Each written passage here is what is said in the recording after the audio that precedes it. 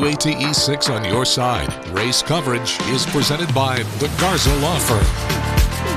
And hello, everyone. I'm Bo Williams. So glad you're with us as we count down now to the start of the 2024 Covenant Health Knoxville Marathon. Oh, the race gets going in about 30 minutes. I'm Lori Tucker. We're so happy you're with us. We are ready to run. And we have our expert, the woman who does just about everything, Christy Altman. The Altmans, Jason Altman, of course, race director for the Knoxville Marathon, the Covenant Health Knoxville Marathon. And you do everything. A little bit of everything. A little bit of everything. And so we're really happy you're here with us once again because we can talk about all the things that you may not know that go on behind the scenes, Yes. and really provide great analysis as you at home are watching this race. We'll get to know kind of what's going through the minds of runners because you've been there. You've been on this course. You know it backwards and forwards. We do. We, from painting, from running it and practicing on it to painting it to making sure everything is in place leading up to today. We know all the things, and Jason's the race director, but we get the whole family involved with this one. I love that. It's just a healthy thing to do. Yes, yeah, it definitely that's the is. message. And this will inspire a lot of people as well, to kind of get out there, give this a try. Here's a live look for you from the start line. And this is where the nerves start kicking in. You've been training for months and months, and now you know it's almost here. Oh, everyone is, there's jitters, and you can see their faces, their little nerves. I ran into some friends yesterday at the expo, and I'm very nervous. A friend that's doing his first half marathon, and but it's so much fun. I mean, this is the even my arm hairs stand up, and we're in studio, but my arm hairs are standing up. I get what you mean. I get what you mean, and the start line, of course, is at the Clinch Avenue Bridge, where it's been since 2005. Our Don Dare is inside the convention center, which is very close by, kind of a place to stay warm for a second. It's a chilly morning out there. Location. Don, how's it going out there? Oh, this is great inside here, Lori. It's warm. As you've been listening to Victoria over the morning, it's going to be a little chilly. And inside here, everybody's getting ready for their stretching, except for this team over here. There will be a lot of team members, and we see 17 members of the Harper Auto Square team. Lots of folks will be running as teams. And Terry Higgins, are you the team leader? Yes, so I'm the pacer captain. Pacer captain, yes. And I see over here on this guy's shirt, okay. So here's Paul. He's going to be running the 4-hour marathon or the 2-hour half marathon with Alex. Their role is to run at a pace of 9:10 so that a half marathoner or a full marathoner will get in at that specific time. So either 2 hours for the half or 4 hours for the full marathon. That's their job today. I see on his shirt it says Pacer. That's right. And on the back. They have the flags to be easily identified during the race so that you know as a runner, hey, am I running? What pace am I running? You don't have to think about these guys are doing all the work. But I don't see one on your shirt. So that means you are I'm a racer today, so I'm going to be using the Pacers today to finish the race. It's a nice, cool morning. Is that good or bad for runners? Typically, that's usually good because when it gets hot and you get overheated, that really wears on you. A little bit of briskness is good, but not too much. Well, good luck to you and good luck to this team. At the finish line, there's plenty of Mylar and a lot of drinks for you. Yes, we're looking forward to hydrating there at the finish line. So we'll see you at the finish line at 7:30, 8:30, 9:30, a little just before 10. So somewhere around there. Right. All right. You dream. One day. So we're inside the Expo Center, right outside the start line. This is going to be an exciting day for all of these runners who will be running in the marathon, the half marathon, and all the relays. Back to you in the studio. All right, Don, thank you so much. And, the runners are in for some minor changes this year on the course. Yeah, I had a chance to talk with Jason Altman, the race director, to kind of get a preview of what to expect, as well as talk a little bit about all the neighborhoods we'll be showcasing today as the runners weave their way around Knoxville. 4th and Guild neighborhood of North Knoxville, just one of the many neighborhoods that will be spotlighted by the Covenant Health Knoxville Marathon. Jason, that's one thing I know when you guys plan this out. We hit all different parts of the city. Yeah, you know, when we looked 20 years ago coming up with a course, it was either can we do flat and fast, right, or do we want to make it scenic? And Knoxville's not known for having very many flat sections. Exactly. So we said, what can we do to make this course appealing and exciting? So we decided to go through all these historic neighborhoods. So, you know, we start there, downtown Knoxville. Right. We go through Fort Sanders neighborhood, and then we dabble through UT campus. Eventually we end up over at Sequoia Hills. We come back through a quick little part through Fort Sanders. Yeah. Then we're up here into Fourth and Gill. Nice. After that, Park Ridge, Island Home. And one of the great things we do is we have the neighborhoods compete against each other. So we will, you know, put out there a little bit of seed money so they can go out and party, but they can, you know, encourage the participants as they're coming through. And then the marathon runners will vote. Who was your favorite neighborhood? Which one had the most enthusiasm? That's and good. we give a little, pizza party then for the winning neighborhood. Gets everybody involved, which is great. Hey, let me ask you, you mentioned UT. A little bit of a change for the runners this year, especially right out of the gate when they're running through campus there. Yeah, minor change on this year's course. It's just there in the first mile and a half because of the construction over at Neyland Stadium off Philip Fulmer Way. We're bypassing there. We're going parallel a street over. Instead of doing James Agee to Philip Fulmer when we cross Cumberland, we're going 16th to Volunteer, but then we still end up on Lake Loudon Boulevard down to Neyland Drive and pick up the rest of the marathon and half marathon route from there. Sounds good. And I know one of the big changes last year, I guess still in play because the ballpark's not done yet. Correct. Yeah. Smokies Stadium, you know, is still under construction. Fortunately, last year, Denark, City of Knoxville, you know, great partnership there. They created greenway easement for us that goes around that zone. We're utilizing that again this year. Next year, the stadium should be finished, and who knows? We'll see what happens. Maybe something big in store. Left that cliffhanger there. I looking know. ahead to 25. We started to get through the 24 race, but just something to think about looking ahead to 25. Yeah, our imagination is going wild with that new stadium. What could we do with that? Yeah. Okay, well, we'll look forward to that. In the meantime, we have crews fanned out all over the race course, and one is our own Don Hudson, who has run a marathon before. He knows his stuff. Don, how's it going? Good. I noticed you had to figure out which Don it was. This will be confusing all morning to everyone, I'm sure. We're standing at 16th and Clinch. This is the first turn, so to speak, about a half mile into the race. And this is Olivia, who is running her first half marathon, right? Correct. First half marathon. So what made you decide, I'm going to go run a half marathon? I just woke up one day and decided that's what I wanted to do. Now, you didn't wake up a few days ago and decide that. Like, you've been training, right? Correct, yes, Okay, since December. Since December. So you're going to win this. You're feeling like you can win it? No, definitely not. Now, how did you not be able to, couldn't talk any classmates into do it with you? Yes, I did. I'm meeting up with them. Okay. Okay, so you're running behind, so to speak. maybe a little bit, but that's okay. What's your hope for this? First half marathon ever. Like, do you have a time goal, or is it just about finishing? Nope, just finish in one piece. Hopefully run the whole thing without stopping, but we'll figure that out along the way. Right. Olivia is a senior in accounting, right? Yes, that's correct. There you go. All right. Well, good luck to you in the race. And hope everything goes well. All the training goes into place. I'll let you go because I know they want to start in a few minutes. We stopped her as she was running down that way. So thank you very much, Olivia. Hey, just real quickly, they'll be starting at 7:28 with the people in the wheelchairs, and then at 7:30 they'll be coming up this way. This is basically right at a half mile. Interesting enough, Google Maps says this is basically flat. It looks flat to the human eye, but there's a berm there that goes down to the bridge. It's uphill kind of the whole way. And as someone who has run a marathon, it's kind of mean, Jason. Start everybody off making them run uphill. Anyway, we'll be having live coverage all over the course today, talking to people like Olivia at different locations. We'll go back to the studio to Bo and Lori.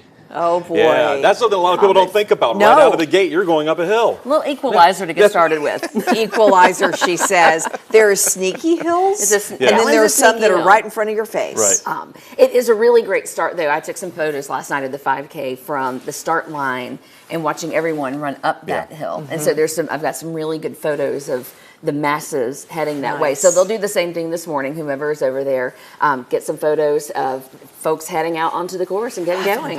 Getting going. We admire everybody. Yes. You got to pump the arms to get up that little hill. I love it. Yes, you do. Propel your way up there. Hey, everybody, stay with us. We'll be right back. We are ready to run. Don't go anywhere.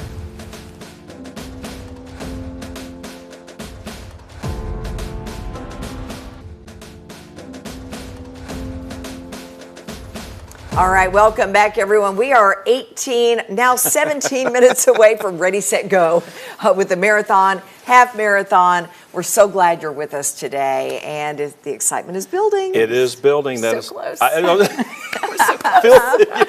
like Christmas morning. I think she wants to be out there. Yeah, exactly. This, actually, we did this last year in studio, and this has been the best view I've ever had of the race, because generally I'm in the middle of things, making, checking on things and trying to help out. This has been the best view. I've never been able to have this kind of view in 20 years of the actual race course, so I love it. That's why we're doing this, so the You viewers can have can this see everything view here. too, from right there at home. Also have Don Dare out there. Don, bring us up to speed on where you are and what's happening. Well, Lori, we're still inside the Expo Center where there are hundreds of people, maybe 800 people, because it's so cold outside, getting ready for the marathon and the half marathon. A lot of these people inside here, they've run the marathon before or the half, but some of them have not run it. With me right now is Lana and Abby, and you are UT students, and how many of these have you run? Yes, sir. This is our first time running the half marathon. First time running? Yeah. And what do you have here with you?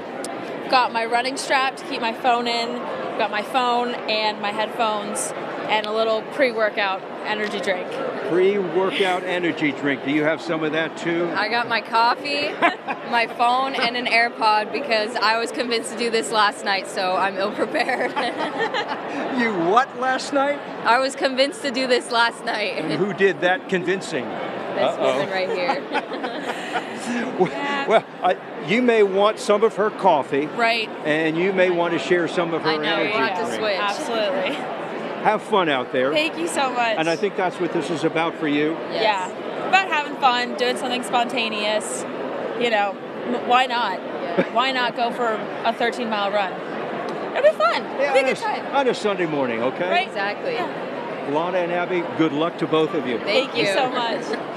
Back to you in the studio, Lori and Bo. My goodness. Wish them the best of luck, Don. Give them a good luck pat for us because, talk me into it. Last minute, going to go run the half marathon. You should have seen Christy's face. I know. Oh, last night I decided. What is she in for? Why not? She's in for a great day. Yeah. I think so, It's too. gonna be perfect. I was just saying that one of our high school athletes who has been training came down yesterday to do some volunteering and said, I think I'm going to run the half with my buddies. And so he signed up while he was there yesterday. Awesome. And they'll all get out and do a nice long run this morning. Bo, you did the half a couple of years ago, and you remember what I it didn't felt make up my like. mind the night before. Yeah, but no, yeah. But yeah, no, this is, your adrenaline is rushing. Something, Christy, you talked about it. You're out there at the start line. I was probably more nervous where Don was, kind of sitting in the convention center, stretching, just kind of mentally going through, and every once in a while going, am I truly prepared for this? And in that room, you can feel, you can feel the energy, even at the start line when everyone's there, but inside that space specifically, there's an energy in the room. It really is. Of nerves and anxiety and excitement and pacing. And talking and so you can really feel it in there. So I think being inside makes you a little more nervous and anxious than actually being out at the start line. But once the race gets going, Once you're it's fine. going, you're good. You're fine. You're fine. You don't have a choice. Yeah, that's true. You don't have a choice. You see there in front some of the hand cyclists, and they push a crank wall in a sitting or reclining position. These are athletes, and they are amazing to watch, and we're so glad they're part of this. Yeah, David Newmer and Carly Pearson, you're looking at them right now. They're going to be starting things off here shortly for us, but glad that they're a part of this. And the course for them, similar to what we'll be seeing with the runners. I mean, they're going to tackle the same course, the same hills, so quite the workout. Let's listen in here for a moment. Right now, you can see the opening ceremonies now underway right there along Clinch. Fanatic Brewing Company, Team Health, RBM Services, Senior Financial Group, Foundever, Dick's House of Sport, Calhoun's Restaurants, Image Matters, Knoxville Endurance, Axle Logistics, Publix, Tennessee Orthopedic Clinics, Landmark International Trucking, Runners Market, Associated Scaffolding, Commercial Metals Company, All Occasions Party Rentals, T2 Graphic Design, 21st Mortgage Corporation, Mayfield Dairy, Kellogg's, Revitalize MD, TVA, and Harper Auto Square. Thank you to Party Boys DJ Show for providing music and sound for us this weekend. We would also like to recognize our media sponsors, WIVK FM 107.7, News Talk 98.7, 99.1 The Sports Animal, Lamar Outdoor Advertising. We want to give a huge thank you to WATE 6 on Your Side for providing a live broadcast of today's event. This broadcast is brought to you courtesy of the Garza Law Firm. Be sure to visit WATE to follow along with the marathon. We want to thank more than 1,000 volunteers for their time this weekend. And finally, we thank you, our participants, for joining us this morning. We want to welcome you to the 2024 Covenant Health Knoxville Marathon. On the course today, we have 120 course monitors and 150 police officers from the Knoxville Police Department. When looking on the ground, follow bright green arrows. You'll notice that we have a green flag flying here at the start line. According to our event alert system, this means that conditions are good for the start of this race. Along the course, you'll see colored flags and signs that indicate the current standing conditions. Should conditions change mid-race, we will change the flags and signs accordingly.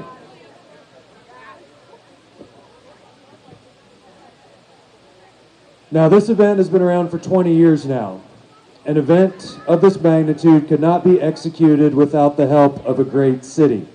From the Knoxville Police Department to the Knoxville Fire Department, public service to traffic engineering, special events to Parks and Rec, and numerous other departments, the support the City of Knoxville lends to the Covenant Health Knoxville Marathon is second to none.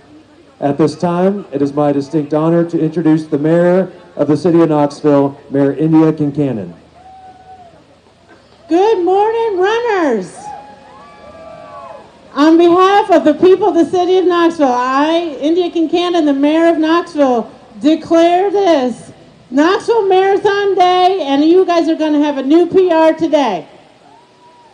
Thank you all for being out here. I want to give a big shout out to all of the city employees who are making today possible. Our police officers, our firefighters are there if you have any kind of medical need along the route.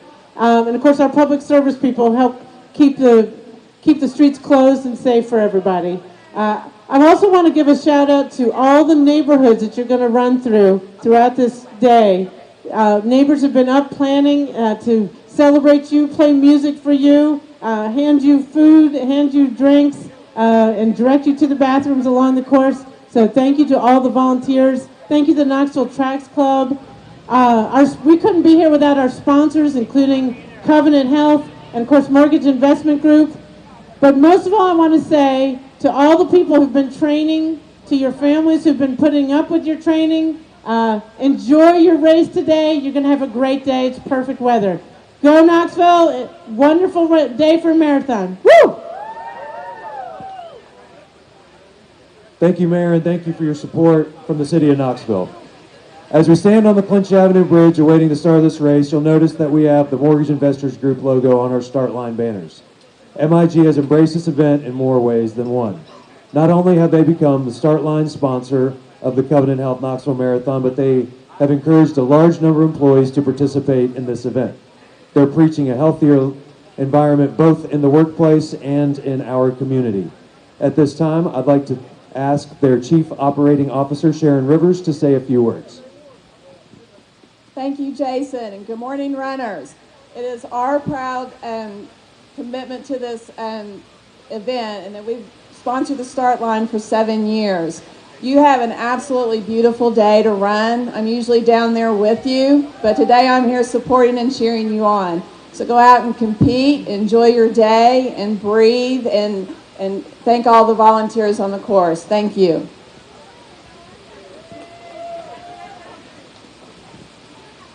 Thanks, Sharon.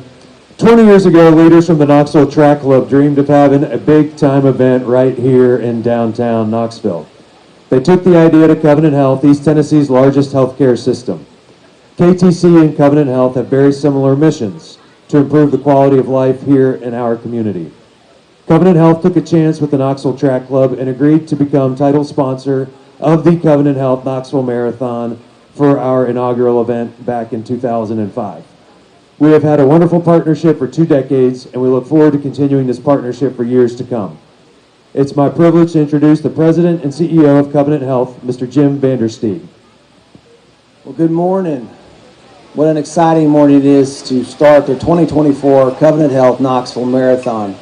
I want to start out by telling each of you that we're proud of you. We're proud of you whether you're here today to win or whether you're here today to break a record, a personal record that you have, or this is your first time that you've been involved in this race.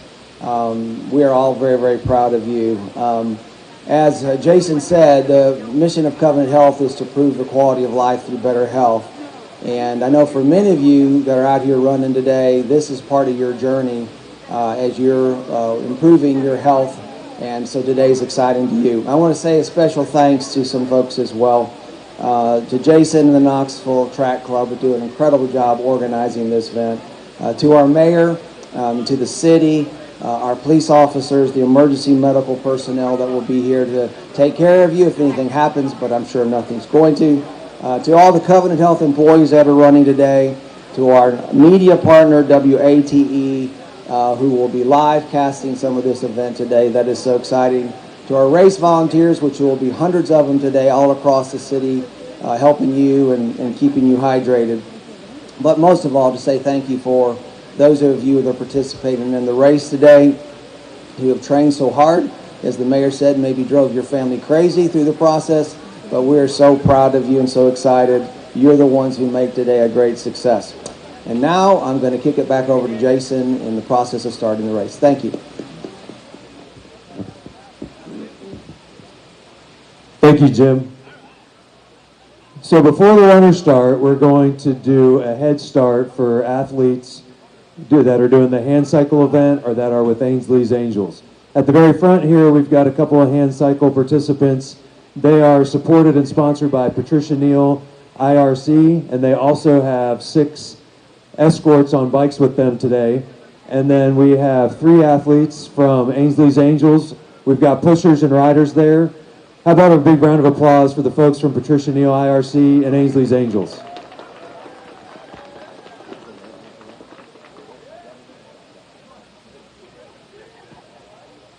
All right, let's make sure that the start area, the sidewalk, the road is clear.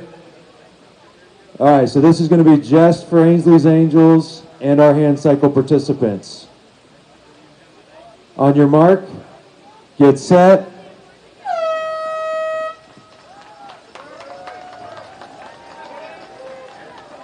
We got no round of applause for them.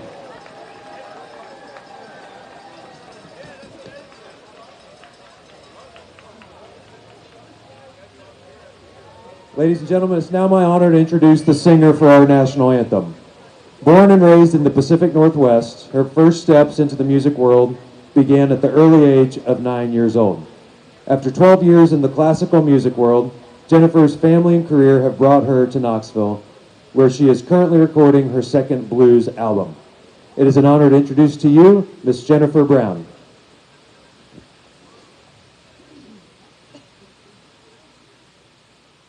Oh, say, can you see by the dawn's early light what so proudly we hailed at the twilight's last gleaming, whose broad stripes and bright stars through the perilous fight o'er the ramparts we watched were so gallantly streaming, and the rocket's red glare, the bombs bursting in air, gave proof through the night that our flag was still there.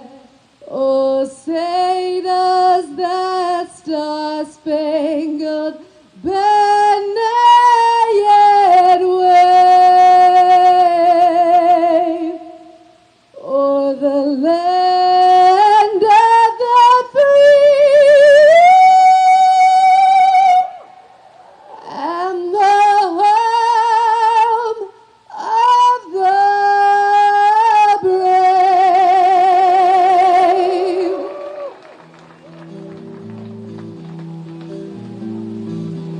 Great job, Jennifer.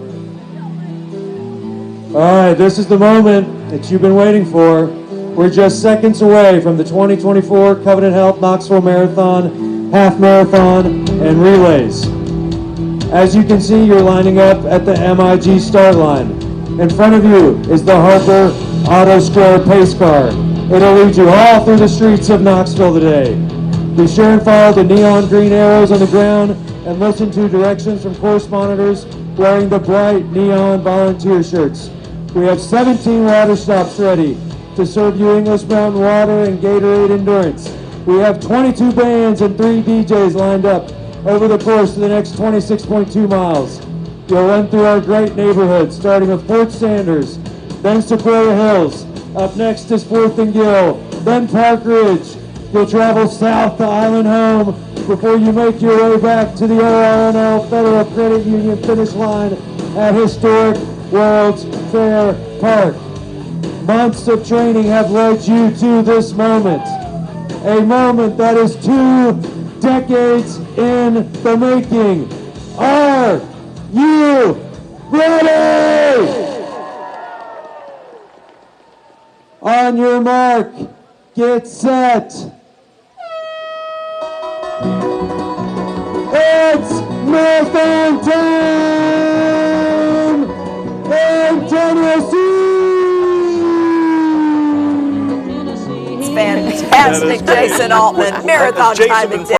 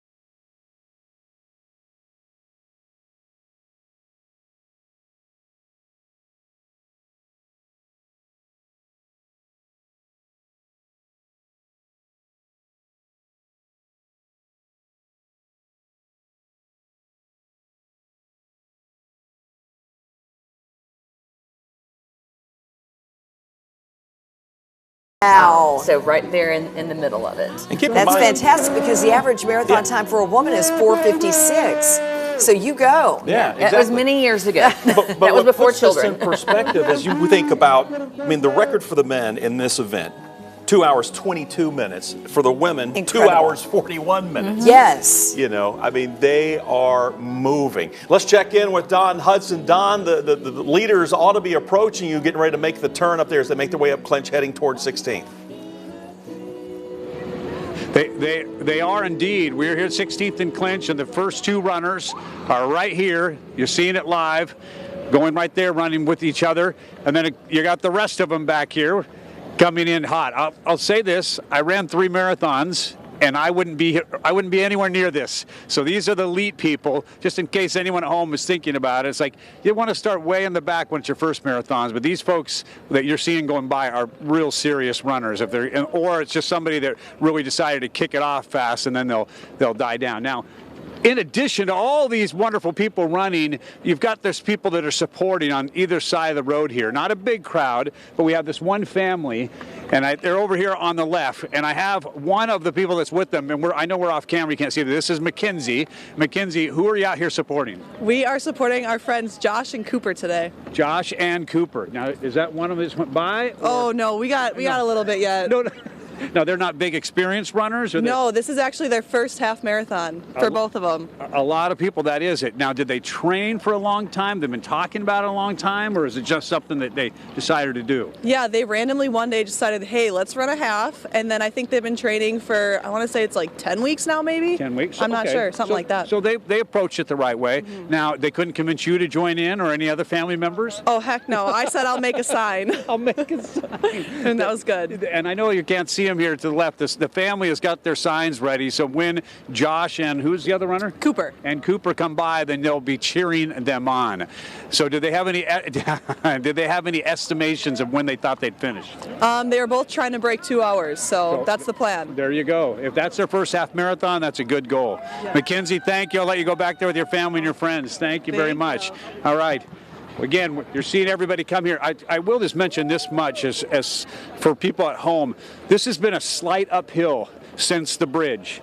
So they run this first half mile, and then they get to turn left and go downhill on 16th Street. So it's got to be a big relief right as they get to this corner, and that feeling of, oh, I finally stopped with the uphill and now they get to go downhill. So anyway, as you watch them all go by, I'll send it back to the studio, Bo and Lori. Woo, look at that. Oh, my goodness. Yeah, and that is a huge relief when you make that turn and you start heading down 16th toward Volunteer. You're like, okay, I get a chance to catch my breath here because as Don just mentioned, coming right out of the gate, you're going up hills. You take a look at some of the front runners right now. And we should point out, and Don mentioned this too, jokingly said, well, I'll be way back in the back somewhere. But this is really set up. It's strategic. It is. Yes. And as far as your fastest runners are going to be allowed to line up at the beginning here. We do. So we ask in the registration process what you think your estimated time is going to be, and then we put you in a corral by that time. So for someone like Peyton Meskey, we know that she just ran the Olympic trials. She's going to be fast. She's going to be in corral A. So Alan, Kian, we know they're going to be fast. They're going to be in corral A. If I were to register in, say, 2 hours, I'm probably corral B or C. If I register and say I'm going to do a 3.5 hour half marathon, I'm probably in corral D or E towards the back. That way, you don't get that bog down in the front of people who should not. And a lot of times, if you're new and this is your first time, you don't really know what you're going to run. Right. And so we sometimes have people who sign up and their estimated finish time is 50 minutes right now. We think that's wrong unless you're going to break a world record. And you're a superhuman. Yeah, you're superhuman. So, but most of the time, it makes the flow very good. So you can see that everyone's, really almost where they should be. Sometimes you have people who start late. You'll see that. So they'll be running through the crowd trying to get towards the front. Like this guy right here? Okay. Yeah. Or just, or they feel better than they thought they were going to. So sometimes we get them in the different crowd than what they need to be in. But at least they're on the downhill slide right now. And that has its own challenges. Yes, it does. It's hard to run downhill as it is uphill. And they're already heading down Lake Loudon. This is a very steep downhill and very early in the race. So if you don't run it well and if you don't do it strategically, it can hurt. Yeah, and here's the thing that there's nobody behind them. They give you the idea of the pace that these two are running right now as they have now made the turn on to Neyland. They know they're doing great. And you can hear the cheers. And they're going to run a little further down Neyland than we have in the past, almost to the boathouse, I believe. Yes. And then they're going to make that turn. And they'll make that turn around. And, people always ask why there's a turnaround, what these little out and backs are for. But when you think about 13.1 and 26.2 miles, one, they're two different courses overall. So although they run the same course, they do, but to get 13.1 miles from that start line to that set finish line, we have to do some configuring. So we do the same thing on the second half for the full marathon in Island Home. We have a little out and back that adds that mileage that we need to get to make it a certified course in a Boston qualifier. And you're looking at our female leader right now, and she's running alone. Of course, that is Peyton Meskey. Yes. Superstar athlete. That she would probably be from alone Knoxville. Today. She just decided this week to run the full marathon here. She is coming off of having run the Olympic trials in February in Orlando. So she went down and ran with, I think it was 250 or 300 of the best female runners in the country. The men were there too, but she was competing with females.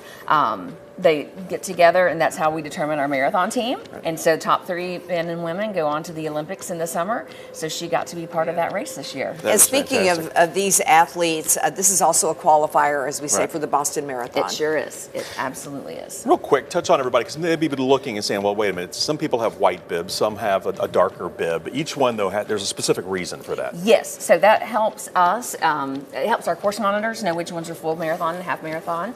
A little later, what we'll see are the other colors for relays, 4-person and 2-person. So white is going to be your half marathoners. So for those at home, the folks who are running the half marathon and they look like they're going a little faster, it's because they're running shorter. So black is going to be the full marathoners. So we'll see once they get past that point where they break off, it'll be all black, and then the yellow and green for the relays. Yeah, exactly. And again, that's something else. If you're watching at home thinking, well, I'd love to do this, I don't know if I can do a full half or even a full marathon. You can have a relay team. You can have a 4-person relay team, and you can still take part. And again, just gives you a chance to get out there and run a little bit. Broken up into different legs, you know, 6.7 miles, leg 2, 6.1. So yeah, that would be a great place to start. Or like Christy did in 2005, the 5K. Do the 5K. Yeah. Absolutely. So it's a great place to start. Yeah. There is something for everyone. Yeah. There are 6 races. Yeah. Even the and kids. if you have littles, you can run the kids run with your small. I mean, we saw lots of that last night. That. Mamas and daddies coming down the finish line with their kiddos. Yeah. You know, because they're young, so a mile is still fairly far depending on how old your kiddo is. And so we had a lot of parents running last night with their kids. I'll tell you what, let's check in with Don Dare right now. He's along the course watching the runners. Don, get us up to date. Let us know where you are. Well, Bo, this is so exciting right now. We're right here at Thompson Bowling Arena, and look at the site behind me. Look at that. Look at those runners over there. Hundreds of runners, all different colors. And you see the dark bibs for the marathoners and the white bibs for the half marathon runners, and they're setting a good pace right now, as you can see. Down here to the right is Neyland Drive. We're at about the 1 mile mark, so most folks are doing okay at this point. How are you doing? Good, he says. Good, he says. And we've seen several people that we've already interviewed and seen before. We don't see any pacers yet. We told you about those pacers, the men and women who set the pace of about 9 minutes. There's a lot of teams involved in this race. Boy, he's bearing all there. I don't know. I think I'd be cold right now if I didn't have a shirt on, but here they are. There they are. Way to go.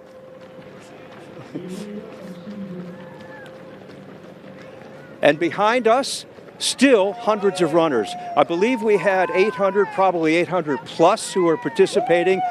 Yes, go. Whoop.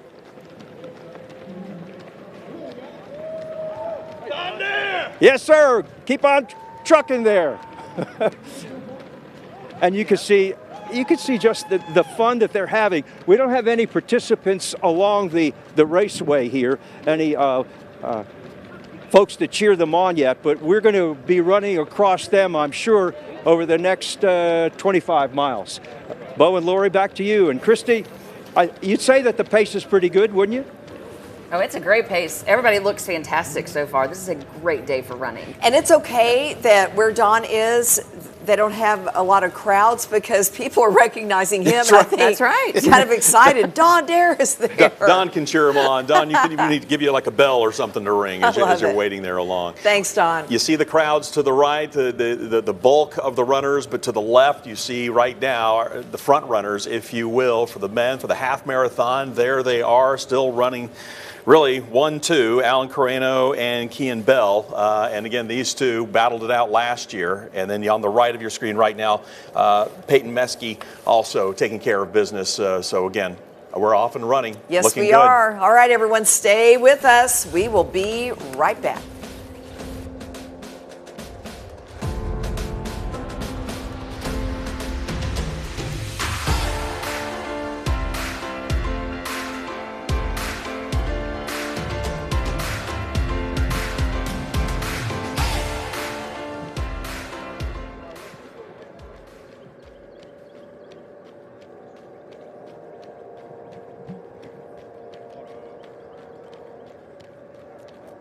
You're supposed to start. Good job.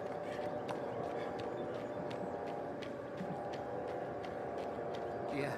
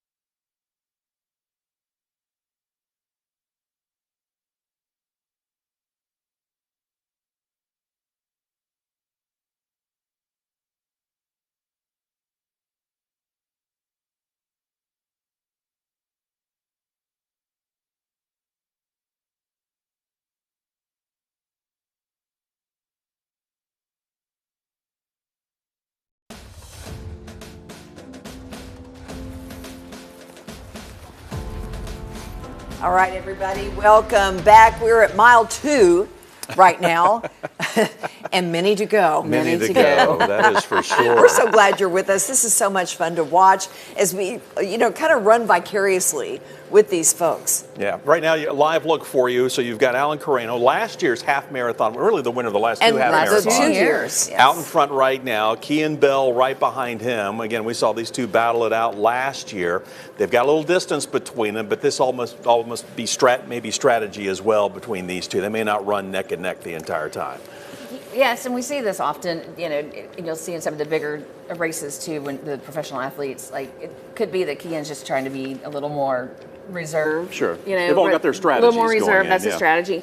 Alan may feel they're great this morning, and he's going to hit it hard as long as he can and hope that he holds on. Just seeing how they're feeling at this point. Yeah. Absolutely. And here's our woman, and this is Peyton Maskey. And she was at Webb School and did great in track there, obviously, and just kept going. Yep.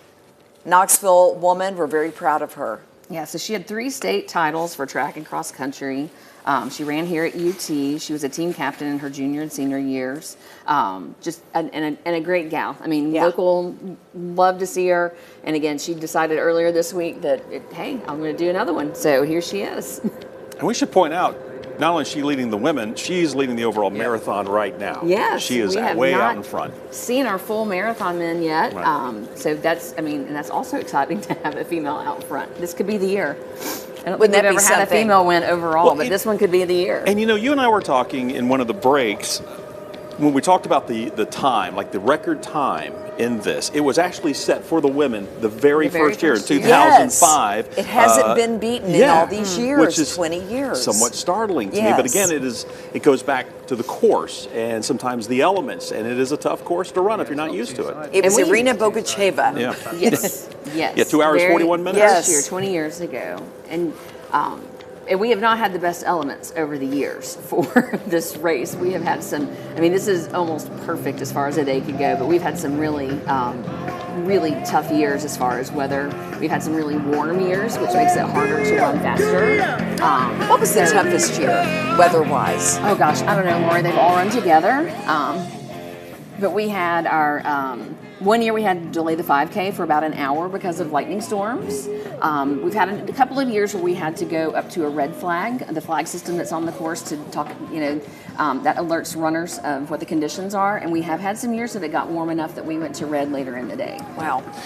Heard one of the bands as they were going by. They are placed throughout the course. Yes. Some people, I'm sure the elite runners, I'm guessing they don't have headphones on. No. They usually don't run with headphones You don't want on, those, but unlike there the are rest of us in the back. 22 bands. But right, this can help them as well, just looking to feed off of it's something. so much fun. Dave Landio has been coordinating this for us for years. He left Knoxville a few years ago and he moved to Mountain Pleasant with his family, but he still coordinates all of this from South Carolina for us. Some years he makes it in. He didn't make it in this year to play, but he gets us some great headliners to be on the field when they're done, after their races, to play all day today and last night. And we have great volunteers that make sure that all of those locations for the bands are set up with everything that they need so that when they roll in this morning, they can set up, they can play all day and then head home. And that's one thing, everyone. If you're there at home and you're thinking, I would love to do this, I don't know if I could run, but maybe start volunteering and just become part of that community. And that's really, that's how we got to where we are. So the very first year, Jason had been a high school and collegiate athlete, and we had been dating for a little bit, and he had run a couple of 5Ks, and they announced the marathon, and he said, I think I'll do that. And I said, all right. So he trained, and I trained along for the 5K with some friends, and we did that, and we enjoyed it so much, and it was life-changing. And so the next year, we volunteered, and that, so that's where we got started, is by showing up the next year. Jason was the 5K captain. We both co-captained the training program, which is 16 weeks leading up to race day, and then I was the information captain. That's surprising, with my communications background. It was a perfect fit. It was perfect. But so we went from there. The next year, he was a co-race director, and after that, he's been the solo race director for the last 18 years. So it really we started. Well, I started small, I say, with the 5K, but years later, here we are still enjoying every minute of it. Well, Alan Carreno all by his lonesome now. Yes. He just crossed underneath Alcoa Highway. He's up near the sorority houses there at UT, getting ready to make that left now onto Kingston Pike. So he'll start heading towards Sequoia Hills now here in just a few moments. But he has really kind of distanced himself from He really Kean has, Bell. but he looks great still, and he's got a good climb here going up Kingston Pike. And then he'll have the hills through Sequoia Hills. But he looks, I mean, just watching him on the screen right now, he looks great so far. He really does, and you can see the excitement building. Sequoia Hills knows how to throw a party. Yeah. They do. And they really are supportive of these runners. They do, and you know, we mentioned it earlier, the neighborhoods get to have a contest as well. A lot of the runners will get a chance to vote on whoever had the best support. Usually Sequoia Hills is right up there. Always. Island Home has done very well, but really all the neighborhoods have really stepped up over the years. All right, it's a beautiful day to race in our beautiful city of Knoxville. Stay with us, everyone. We'll be right back.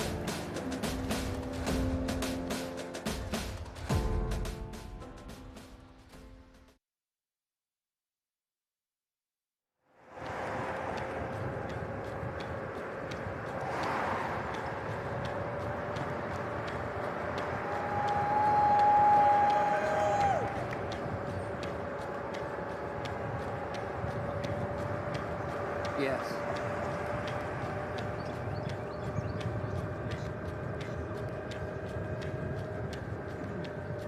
What speed is he doing? Wow. 1.5. About 1.5.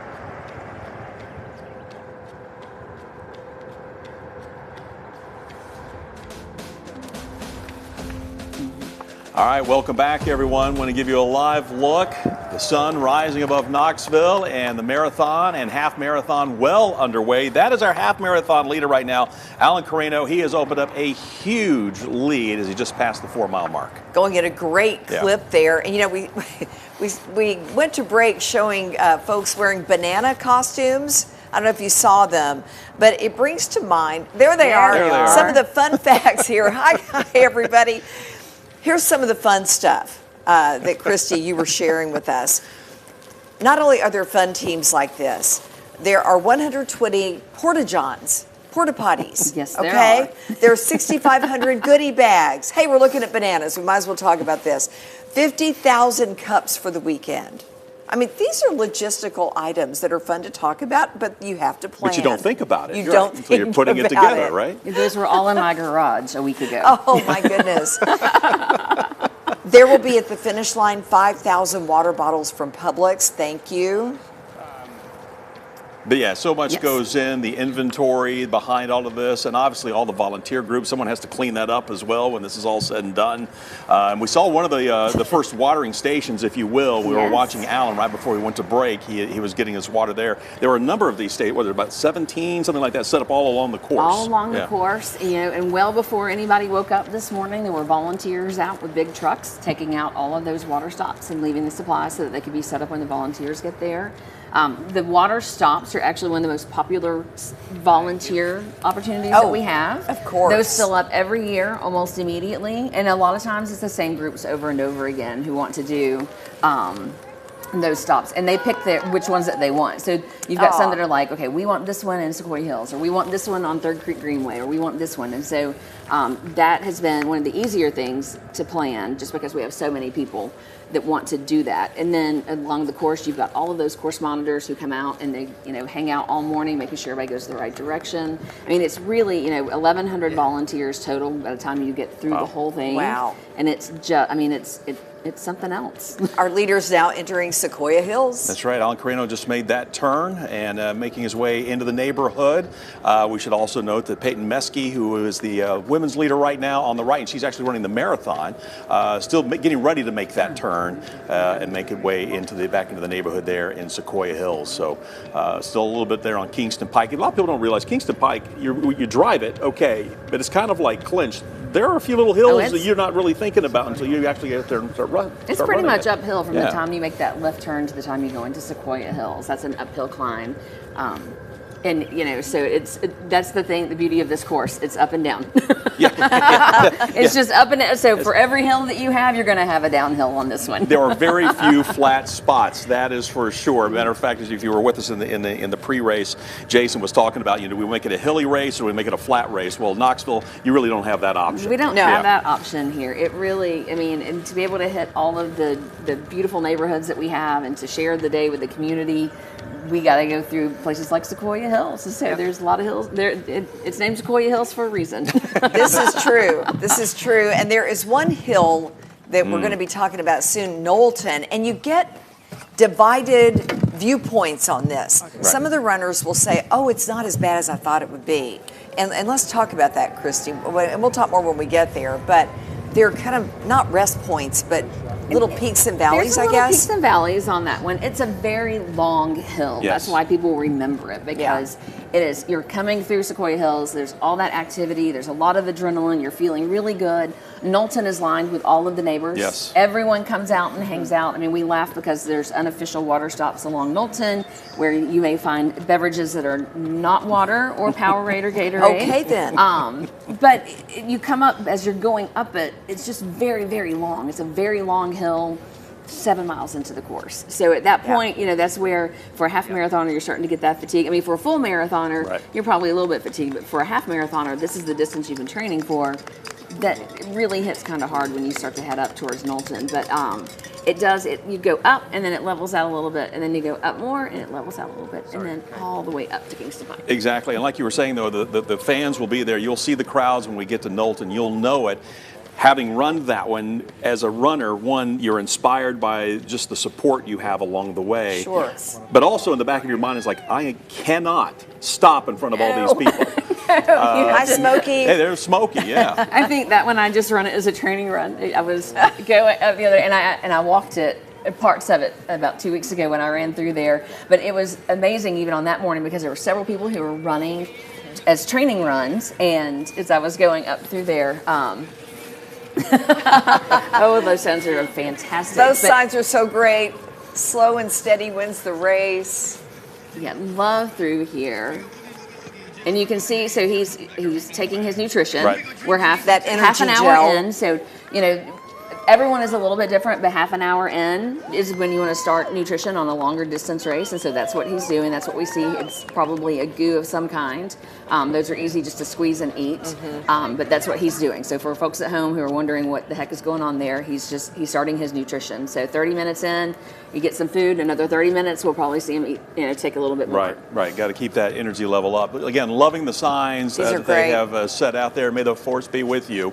And again, right now they've made the turn. turn. So again, the group we were looking at now has just made that turn into Sequoia Hills. And the great thing is, after coming off of Kingston Pike, it's a downhill run as you come into Sequoia for a little bit, so you get a chance to kind of catch your breath and rest. But the person we're keeping a close watch on is the person there on the left. That is Peyton Meskey. She is the overall marathon leader right now. And as we mentioned earlier, the half marathons have the white bibs, the marathoners have the black bib. So that can kind of differentiate them as you're watching from home. Yeah, it makes it fun to watch. It's like, okay, I know what race they're running, and we're going to keep up with them. Someone else on the course who's keeping up with everything, Don Hudson. Don. Yeah, hey, we are at Telahi and Cherokee. We've got the Appalachian Moon playing the music here, and we are waiting for our first runner. We've had the hand cyclists come by, but we have not had any runners. A couple of parents who are waiting to see their kid run are with me right here. We got Eric and Christine. Now, you guys are from North Carolina, right? Yeah, Raleigh, North Carolina. We came in last night. Is this your first Knoxville Marathon? The first Knoxville Marathon. Are you surprised by this setup, having a band and things like that? Oh, this is a fantastic setup. I mean, band, you got all this festivity. The town of Knoxville is just rocking. It's a lot of fun for us. Now, who's running? This is our daughter, Lauren. She's a Tennessee nursing student. This is her first half marathon, and her friend, Savannah. And so they're running together. Did they last minute type thing, or did they train really well? They've done the complete training program for this. Yes, and they're super excited. Their first one for both of them. Just so you know, at this moment, we just saw the leader go by while we were interviewing you, so you'll have that to mark by. We saw the leader go by. Awesome. We'll see if someone's behind him. He's apparently left everybody in the dust. Now, when your daughter did a complete training, when does she think, as a half marathoner, when does she think she'll come by this point, or maybe her finishing time overall? Oh, that's a good question. I think she's taking it easy her first marathon, but I'm thinking she's going to be here in about 30 minutes, 40 minutes maybe. At this particular point. At this particular point, yes. And then you were telling me, yeah, you hope if she was aiming for about 2 hours or something like that, or 2 hours and 20 minutes for the half. For the half marathon. As a first time running. As a first time runner. Now, here's the big question: have her parents ever run a half marathon or marathon? Never, but I want 5K. We did the couch potato to 5K. That's where we're at. That's right. Anything counts, right? And we want it, but we were inspired. We're thinking we'll do it with her next year. There you go. Yes, and that's how it happens, right? Someone decides to do it. Next thing you know, it becomes a family affair. Exactly. And if that's the case, we'll be right back here next year. Yeah. And we'll have Eric and Christine and Lauren and maybe Savannah all coming by here. Oh, Challenge accepted. Challenge accepted. Thank you guys very much. Good luck. Hope you'll catch your daughter here. All right. Again, that's Eric and Christine from North Carolina cheering on their daughter who's running a half marathon. Here comes the second runner in the race, and right behind him, 3 or 4 more. So we had the leader go by, I'm going to say 30, 40, maybe a minute ago, that kind of lead. And here come the rest of the runners as we listen to Appalachia Moon playing some music out here by Telahi and Cherokee. I'm going to send it back to the studio now, guys. All right, Don, thank you very much. Enjoy the music and join the runners as they're reaching you there in the Sequoia Hills area. Still a little bit here as they're getting closer to Knowlton, but again, good to see the families making the trips as well. That couple coming all the way from Raleigh, North Carolina to cheer on their daughter and her last friends. night. Yeah, so that's fantastic to see. Watching Alan Carino there once again. He's from Las Vegas. He won last year the half marathon, and the year before. Yeah. Time really great, right, Christy? Well, obviously won 11:35. Yeah, he's doing wonderfully well. The record for the half marathon, by the way, 1 hour, 6 minutes, 33 seconds. So we're going to have to keep an eye on that. Again, he's setting a pretty good pace right now. We'll get a better idea as we get a little bit closer there toward the end of the half marathon route. But Alan Carino way out in front. Peyton Meskey leading as well from Knoxville. And Christy, let's talk about some of the other runners that you're kind of keeping an eye on right now. So when people are watching their screens, who they're looking at. Well, so the gentleman here that is with Peyton, he is from Maryland. He's not out of town. Looks like he came in. He looks like he's having a great time today. He's been talking to Peyton a little bit. Yeah, he's been smiling, and every time we see him, he looks like he's so happy. And I love that. Like that's fantastic. You should be having a good time. Is that Robbie Romano? Robbie Romano. Yeah. Okay. And I think that I spotted Brian Morseman in one of the shots just a moment ago. He's our #1 bib. He is in the full marathon and has won here twice, trying to win a third time. He started running and trying to run fast and win races for extra money. His son has spina bifida. And so to help with some of the medical costs and things, he got into running to help pay for those. So I'm hoping that's who we saw, hoping he has a great day out there today. Hope we can so. see in that pace van that Alan is following is the Harper pace van. Alan Horton, who is a local runner, is driving that, so he knows the course very well as well. He's run it several times, and so it's great to have somebody who knows where they're going in that van up front. And then, yeah, I mean, I'm keeping an eye out They can't looking make for. a mistake, yeah. No, make a no, wrong you turn. can't. Cannot make a Can't wrong go the turn. wrong way on that one. And it's just fun to see faces that I recognize as they're running by on the screen, and to see all of our friends and people that we've been seeing at the training runs over the last 16 weeks who are getting out there. And I mean, they've been working for today, and here we are. It's so good to see people having a good time. Yeah. I love that. Now we'll check back with them in about 12 miles. Yes, we will. Yeah. How are you they're all, feeling I mean, now? These folks that we're watching are all still on down on Neyland Right. Drive. So they're having, they're still, it's flat. They haven't hit Kingston Pike yet. They look amazing because it's way early in the race for them. We'll see how they look coming up out of Tyson Park.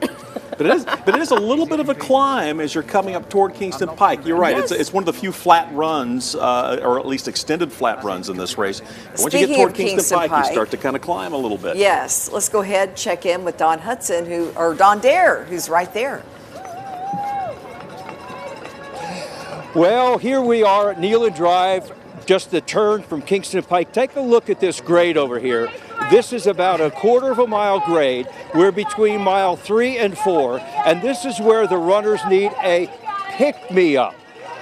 And you could tell the looks on their faces. Some are, well, here we go, we're struggling. Others are having a great time.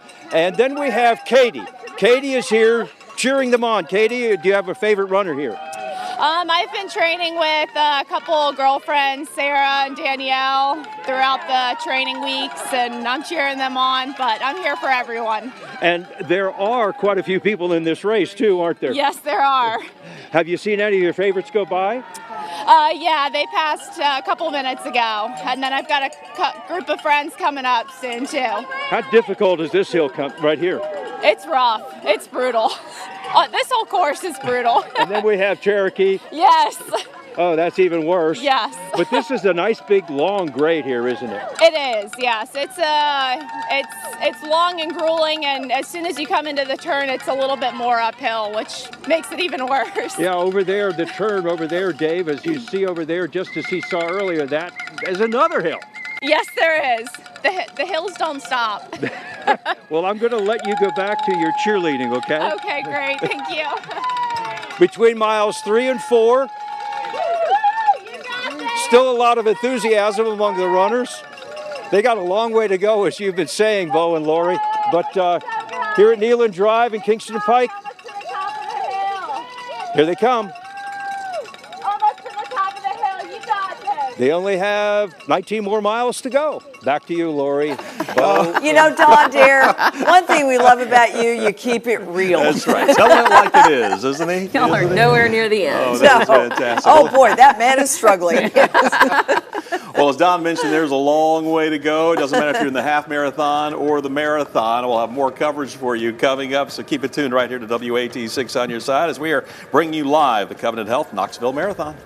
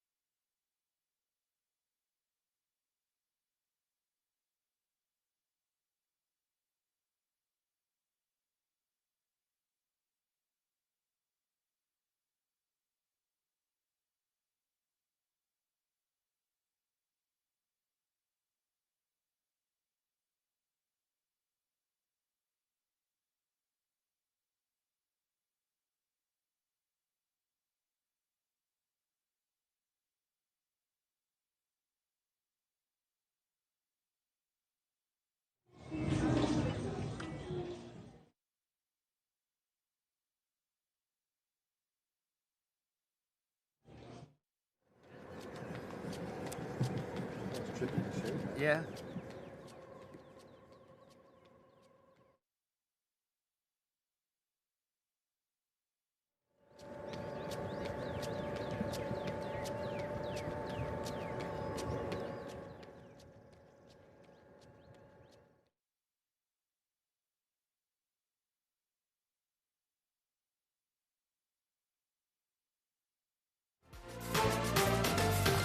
All right, welcome back. Runners of all shapes and sizes and breeds. Yes, we're getting a good chuckle here. Yeah, we've seen bananas. Now we've got dinosaurs taking part in today's Covenant Health Knoxville Marathon. How is that possible, Christy?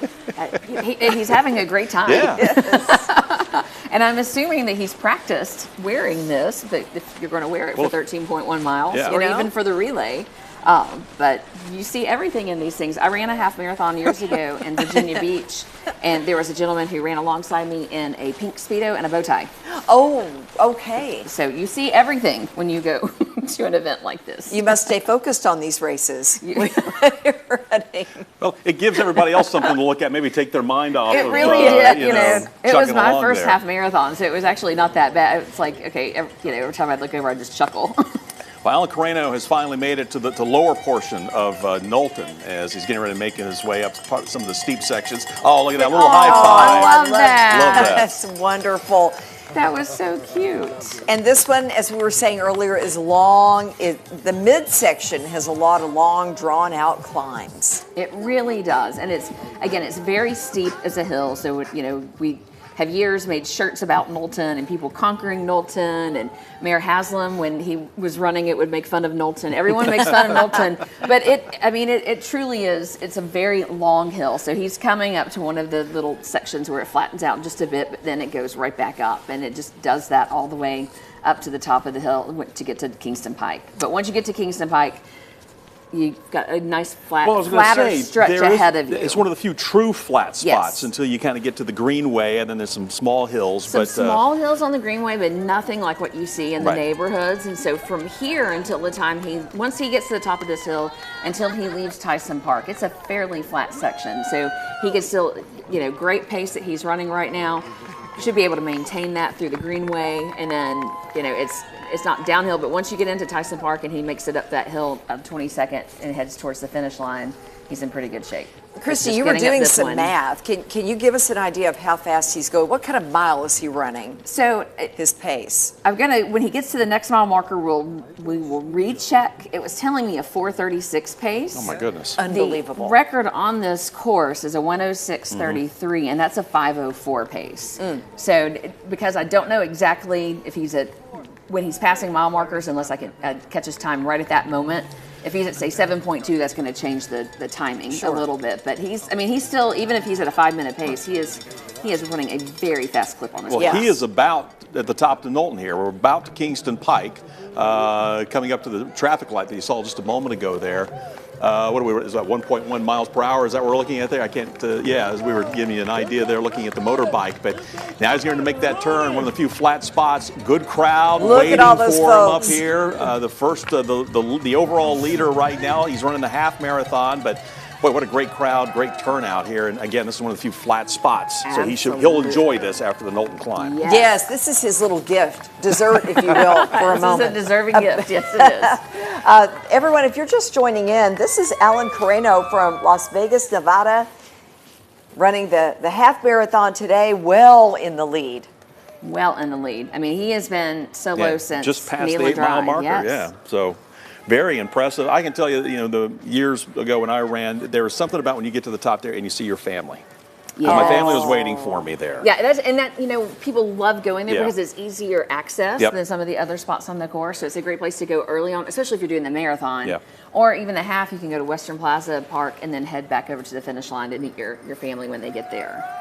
And this is the westernmost part, really, of the race. He's going to make a turn here and start heading back toward the UT intramural fields, West High School, that area, and start making his way back toward Knoxville. Back towards Knoxville. So he's going to get on the Greenway here shortly, and he'll take the Greenway all the way through Tyson Park and then into the Fort area close to downtown and UT campus. And so, he's having a great day. There's a lot of folks that are out there this morning. I just love it. It's so much fun to watch and to see all the faces, and You know, it's chillier for, you see there in blankets, it's chillier for a spectator, but this is absolutely perfect weather. And this is a great area, Everly Brothers Park, right there to the right as he's making that turn and heading towards Sutherland. Or you won't get all the way to Sutherland, but just shy of Sutherland Avenue. Just shy of Sutherland. There's, again, we talked about the course nuances and having to add little places here and there. So we do a little side street here and then head on to the Greenway. So for people who are regular runners, they might just go ahead and have turned right there onto the Greenway. But for the course reasons and for mileage reasons, he has to go a little bit further around. And here we see...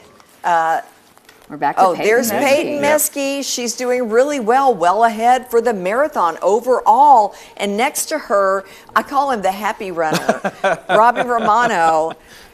And he's just been having a great time. And at first, he was running right along there with Alan Carreno. Now he's dropped back, and he's been sticking with Peyton. He's been with Peyton, you know, kind of the whole time. So, and every time we've seen him, he's been smiling. We'll see how he looks going up Knowlton here in a few minutes. I don't know the terrain very well in Maryland, so I don't know if this is normal training for him or not. But we'll see. He's not smiling as big as he was earlier. That is for sure. But he is very focused, and they're in that early stages there. Looks like of Knowlton as they're making their way up. They just passed mile marker 7, so probably between 7 and 8 is that climb. And as you come out of Sequoia Hills, out of the main area of Sequoia Hills, and you start to head towards Knowlton, it's a little bit of an uphill. So you start to get that elevation gain coming out before you actually get to Knowlton. And a lot, you know, this is almost a forgotten section because you think of Sequoia Hills and then Knowlton, but this is a fairly good amount of mileage in between the two. And again, it's going uphill slightly just to get there.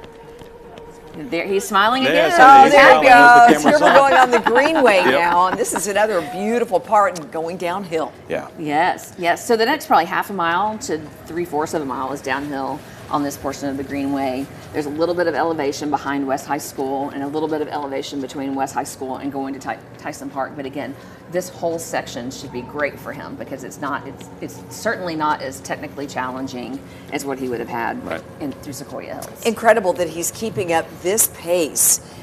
Let's talk about, Christy, what it takes to get to this point. I mean, training miles are incredible when you talk about the mileage that goes into training for one of these things. So a lot of these guys and gals are running somewhere upwards, anywhere from 50 to 100 miles a week, depending on what level they're running at. When Jason has run 20-something marathons. He's won several, and I can tell you the years that he has won a marathon, he's running somewhere around 75 to 95 miles a week. Wow. And you know, and it's not just the running; it's the strength training, it's nutrition, it's sleep, it's a whole thing. You've really got to put the effort in if you're going to run at that level. What about if you're going to run in a dog costume? Yes, what's the training? I do not know. That's a whole different level. That one is new. I haven't seen him before. I haven't either. And that's a marathoner too. Yes. Yes. Oh my gosh, you're correct. Wow. Here's one of those. That is actually the first water stop that we've seen as they come up off of Neyland, making the turn onto Kingston Pike. And again, all those volunteers helping out, keeping those cups filled. It's key. And I remember, years ago when I ran, they said, hey, when you can't take advantage of every water stop that you can. Yes, and you see a lot of folks who have water bottles that they're carrying or the vests that they're wearing so they can anytime in case they happen to miss a water stop, because just sometimes stay that hydrated. happens. Let me say something real quick, Christy, because we saw the Greenway, and we're seeing the different streets. When you guys are plotting this, because again, you want to be a qualifier for the Boston Marathon, and you've got to be pinpoint as far as the mileage. And of course, some people will have their GPSs that may not coincide. But there's a science to putting this together. There's a science to putting this together, and Glenn Richter's has been doing it for years. Since year one, he goes out with a device called the Jones counter, and he measures the course. If there is any change at all to the course, he has to remeasure and make sure that it matches up exactly as it should. So it's a very detailed process. It takes a long time to do. So that's why, whenever there's course changes, it's a big deal for us because you have to go back through the certification process. But we have to make sure that the paperwork that is turned in for USATF is very, very detailed. And that's why some runners will say, well, my GPS said it was 26.7 miles, but no, you're going with the official record. You may have gone a little wider. Correct. So it's measured on what's called the tangents, so the shortest possible route. So what we have seen from Alan, he's done a great job today, especially through Sequoia Hills. You saw him going almost from one curve to the other because he's running the tangents very well today. So on the greenway, it's not as big of a deal because it's a smaller space, but on a street, he wants to run on the inside of that street or the inside of a turn as much as he can to make it. He's going to get 13.1 exactly, where someone like myself may end up with 13.5. Gotcha. Sure. We have a new runner who has joined the pack here. Yeah, right. Yeah, and we're going to pick up a couple of different people along the way. Don Hudson, by the way, is also out along the course. We've been checking in with him. Don, kind of get us up to date on where you are. It looks like maybe near mile marker 7. What are you seeing right now? Right, we're at Cherokee Boulevard South Garden. As you said, it's about mile marker 7. And this is one of those strange but great things that happens on the course. At the clinch and 16th, the first corner, we ran into Mackenzie, who was out supporting. And guess what? You never saw her because we were showing the runners. Here's Mackenzie. Mackenzie's here and Jaden's here. They've actually moved along the course too. Did you violate any rules to get down here this quickly? No, actually it was pretty smooth. We just came straight here. We have a good plan to get back, so it should be good. There you go. So they're out here supporting your boyfriend? Yes. And we're all friends, and Cooper's friend. Okay, Yes. all right. They're best friends. So they're both running. Yes. And they haven't come by here yet. No, they should be here in about a mile. They should be running together too, so that's pretty awesome. Well, one hasn't left the other one and just said, yeah. Not yet. It might be at the end though. Now none of you are from Knoxville, but running the Knoxville Marathon. Again, you're from Minnesota and Wisconsin. Wisconsin, but you're students here, so it wasn't like you just made the trip to run the marathon. Correct. In the future, maybe that'll be the case, right? You'll graduate and say, hey, let's go back and run that marathon. We're gonna stick to making our signs, I think. Well, let's see the signs so everybody can see them. Now, explain this here. So Josh is a pretty big golfer, so we made some golf themes here. And then over here... this is Cooper's favorite song, and it's been her little anthem training for the marathon, or half marathon. Yeah, and that's not him, right? we already discussed that this picture is not here. Ernest. It's Ernest, yeah. And off camera, you have other supporters from Alabama. They don't want to be on TV. They're over here. But anyway, we'll get back to watching the people run. That's great that you supported them there, and now you're over here, and then you get back to the finish. Great. I'm good to have friends like you, that's for sure. Hey, we're going to send it back to the studio, Bo and Lori. Oh, thank you so much. Yeah, that is so important. And you know what else, Bo and I and Christy, we were talking about a few seconds ago. It's so cool to see the runners take time to high five some of the supporters, and especially the children. That is something they will never forget, and that could be the one thing that inspires them to run. Absolutely. You know, we obviously our kids have grown up around running and racing and being at these events and things. But even going back in February to the Olympic trials, we've taken them the last 2 trials. The previous was in Atlanta, but taking them down there, and you know, whether they make this a career or not, I don't know. But as we were running a few weeks ago, Jackson said to me, you know, well, what kind of time do you have to run to qualify for the Olympic trials? And so my 14-year-old is already looking ahead, because we had a friend who we've watched grow up who ran in the trials, Clint McKelvey, and then being able to see Peyton and other folks from Knoxville in this area, you know, it's something for them. So whether or not that's what he does in the future, I don't know. I mean, he's a great runner, so we'll see. Yeah. But just having him ask, you know, like, that could be a goal in 10 years from now. Absolutely. We wouldn't be surprised. And hey, Alan Carreno, just to bring you up to date, he's on the 3rd Creek Greenway running towards Safety City. He's not far. No, he's closing in. You can see, you saw there's a few moments ago, another group just behind him there along the Greenway. So again, we're going to continue our coverage for you. Don't go anywhere. We're going to be right back as the Covenant Health Knoxville Marathon continues.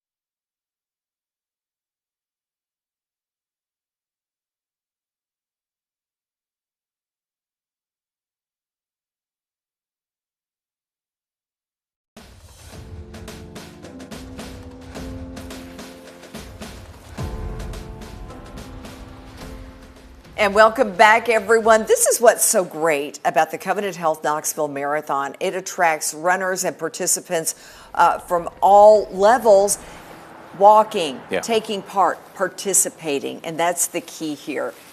Some of it is, this was a New Year's resolution.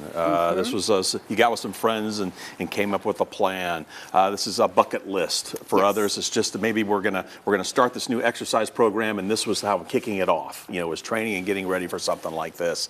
And again, others just avid runners in our neighborhoods who this is what they look forward to once every year. So, speaking of avid runners, oh my goodness, there he goes. This one is avid runner plus. Yes, exactly. He is. And I believe he's almost at the end of this portion of the Greenway and getting ready to head into Tyson Park. Yeah.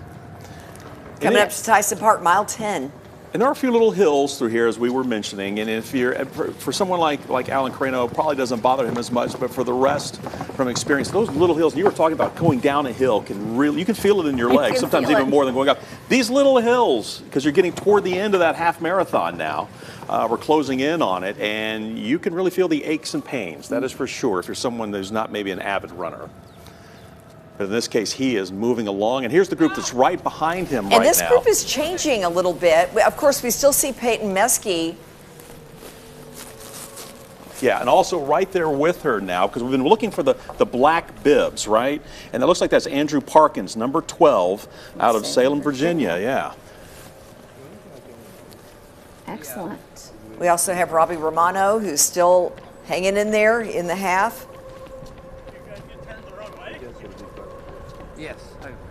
So what's incredible here is that you're seeing a little bit of, you've got some gentlemen who have taken it out a little faster than Peyton has. They're ahead of her. It looks like she may end up passing them, or they may join in with the group as well and hang together here. And, maybe we see Peyton and Andrew running together through the duration. Now that they know that they're running the marathon together, they may hook up for a little bit here and help each other out, right? Absolutely, because you can, that's the thing is that you'll hear professional athletes talk about it. Jason talks about it when he races. A lot of times just one of you kind of take the lead and one of you do the work in your head for the pace and everything else, while the other one just kind of runs and hangs back, and then you switch in and out on that. So what you have here, you have in the middle, you have Robbie Romano, who's taking part in the half marathon. To the right, again, number 12, Andrew Parkins. He is the men's leader of the marathon, from what we can tell. And then on the left, you've got the women's leader right now in the marathon, Peyton Meskey, who both are running obviously neck and neck right now. They've kind of joined up here along the Greenway as they're getting ready, closing in on returning to the Fort Sanders neighborhood here shortly. It's fun just to watch them. It is. Yeah. As they tackle, they're coming up another, what we see as a slight hill. To them, it's a little bit more than that. Oh, yes. I'm just amazed when you see them talking. I'm like, that was probably the last thing I wanted to do. Or, anytime after mowing the grass, I don't feel like talking to somebody. So, all okay, right. Alan Carreno coming into Tyson Park. Yeah, so he's passing the playground, maybe not even half a mile till he is exiting Tyson Park. This is a very short spot. He is literally passing over mile 11 right now. So there's mile marker 11, just past it. So he is almost there. Another just a little over 2 miles to go. And he is still, it looks like to me he has not slowed much at all. He is still keeping up that pace. You know what I call that? He's booking it. He's booking it. He is booking it. Oh, they're the great volunteers. We mentioned the water volunteers, the water stop volunteers, and there's actually a wait list to get on that because it is so popular, as we were saying. People love it. And what's so great about these volunteers is that, a lot of what you can see from home, especially on screen, is, great job to him. He threw his cup in the trash. Yes. A lot of people just throw them on the ground. That is okay. That's what they do. So these volunteers are great. So they come out, they fill all the water, they stay through the last runner, and then when they're finished, they clean everything up. So everything goes into trash bags, they break down their tables, and then the group of people who were out before we were all up this morning will come back through with the trucks and pick everything up this afternoon. So we try to leave it better than we found it, as far as the course goes. Once in a while, there'll be some places that maybe we didn't get to, or we're between water stops where people dropped maybe their goo packets or something else. But overall, we try to leave every area better than we found it. We try to make sure it's clean, cleaner than when we got there. And these volunteers are amazing to do that. Well, you know, people like our consumer investigative reporter, Don Dare, will be watching. Yes, that's right. See. In fact, he's at the top of Knowlton. Don, how's it going out there? Well, we're at Knowlton Drive and Kingston Pike, and this is the first big test for all of the runners. We're at mile marker 8, quite a few miles behind the leaders right now. And as you can see, they're coming out of Sequoia Hills, and this is the first big test for the half marathoners as well as the marathoners. And as you've been saying, you can see those wearing the white bibs. They're the half marathoners. And then the black bibs include the marathoners. And Kimberly, you've run this race before, is that correct? Yes, I ran the half last year. And what is this hill like behind us right here? It is tough, but it really helps having all of the cheers out here, you know, getting you up the hill. And that's why you have the bell? Yes. This, though, is not the toughest part of the track. Well, the entire course is pretty hilly, but around mile 11, 12, you hit the fort, and you know you're close to that finish line if you're a half marathoner, and it just feels like it goes on forever. How'd you do last year? Not too bad. I didn't hit my goal, but I came pretty close, but it was a lot of fun. And that's what everyone seems to be having anyway. Yes. And let's take a look over here. We have some more folks over here to the right. We have our, thank you, Kimberly. We have our DJ across the road on Kingston Pike, and then literally lots of fans and cheerleaders down Kingston Pike, cheering them on, and we're at mile marker number 8.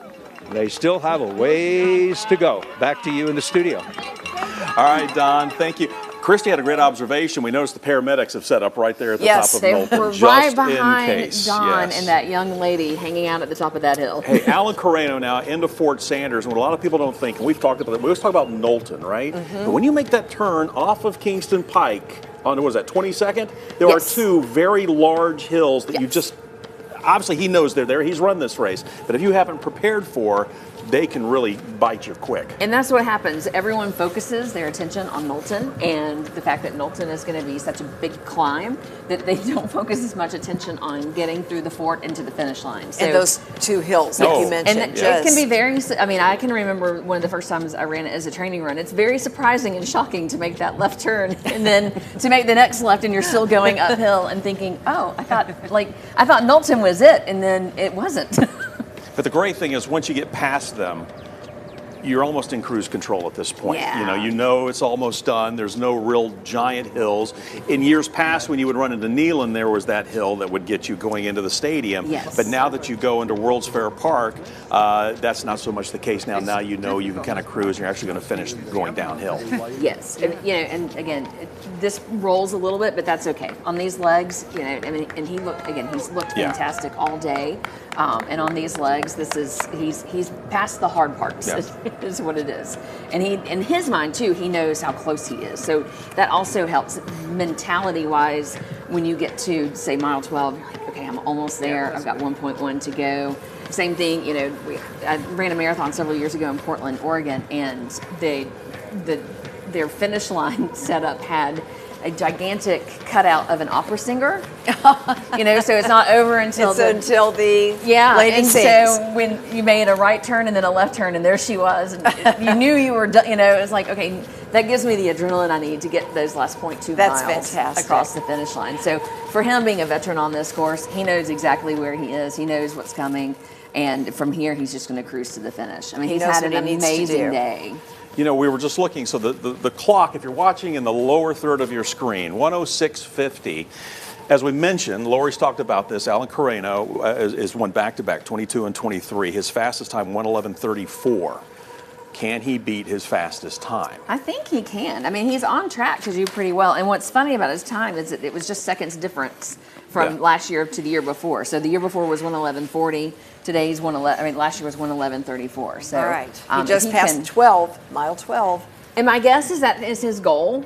For a lot of a lot of runners, you're not competing against other people, you're competing against yourself. So when you get on a course like this, he's run consistently the last 2 years. In his head, he would like to go faster than that, I'm sure. I'm sure, there are people who will go and look at course records. Can I beat that course record?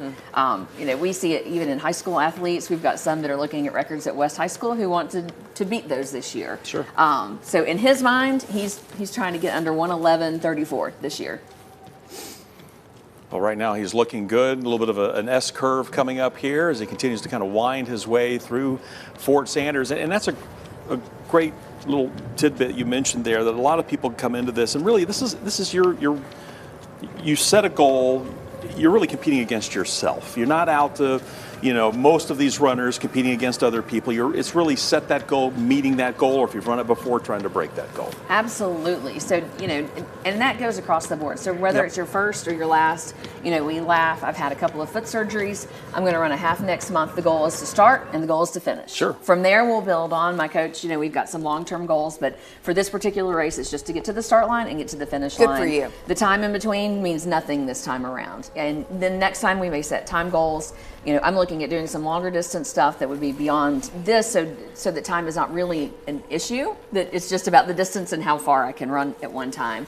But certainly all of these folks that you're seeing out here, it may be that they want to break 2 hours in the half marathon. They might want to break 4 hours in the full marathon. And so it's always that internal battle. And a lot of these folks, I've been pulling up the race calculator on my iPad, is being able to see like how much, what your time and pace is, and staying on that through the race. So a lot of this too is an ongoing math equation. So making sure that in your head and looking at your watch that you're staying on that pace all the way through to be able to hit that goal. You're looking at Elizabeth Herndon, and she's leading the women's half marathon right now. Elizabeth.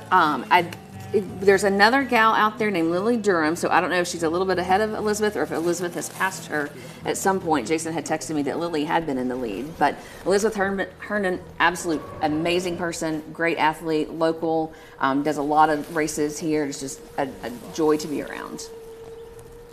But she's running, we've seen a lot of this today, is running solo. So there is no one behind her. There's probably not anybody right there in front of her. She's looking back. We saw someone back in the distance. That could have been Lily that she passed.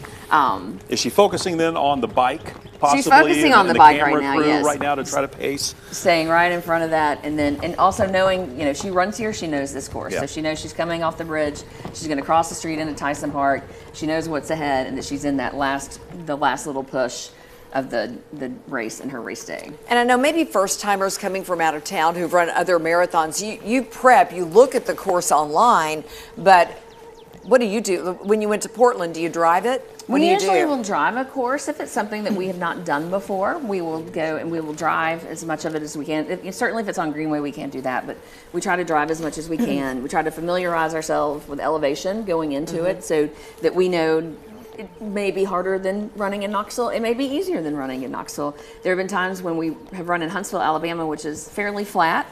So you do all of your training runs down along the river because it's fairly flat there. So folks who are looking and who are, here locally, it's easy because we run these roads every single day. But when you're going out of town to do a race, you try to make it as much like what the race experience is going to be for you on race day. Alan Carreno now near the Knoxville Museum of Art, getting ready to make his way toward the finish line here as he makes that turn.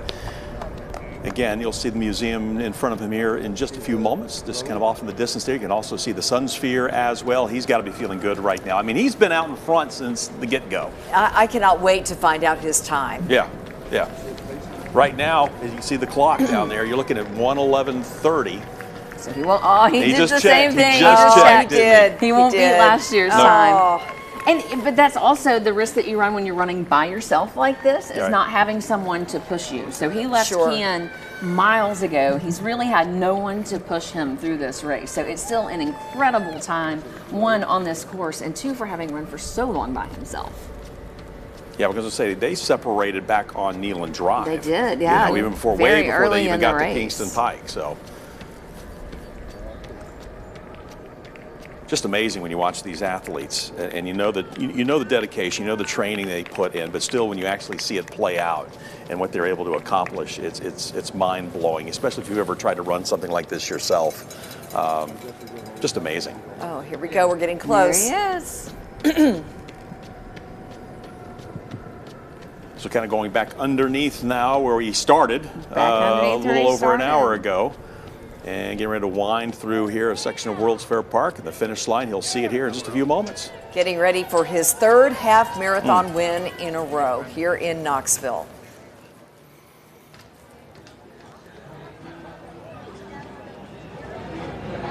Still looks focused, He though. looks Hasn't focused. practiced He does. mile Looks great. yet, hasn't extended the arms or anything.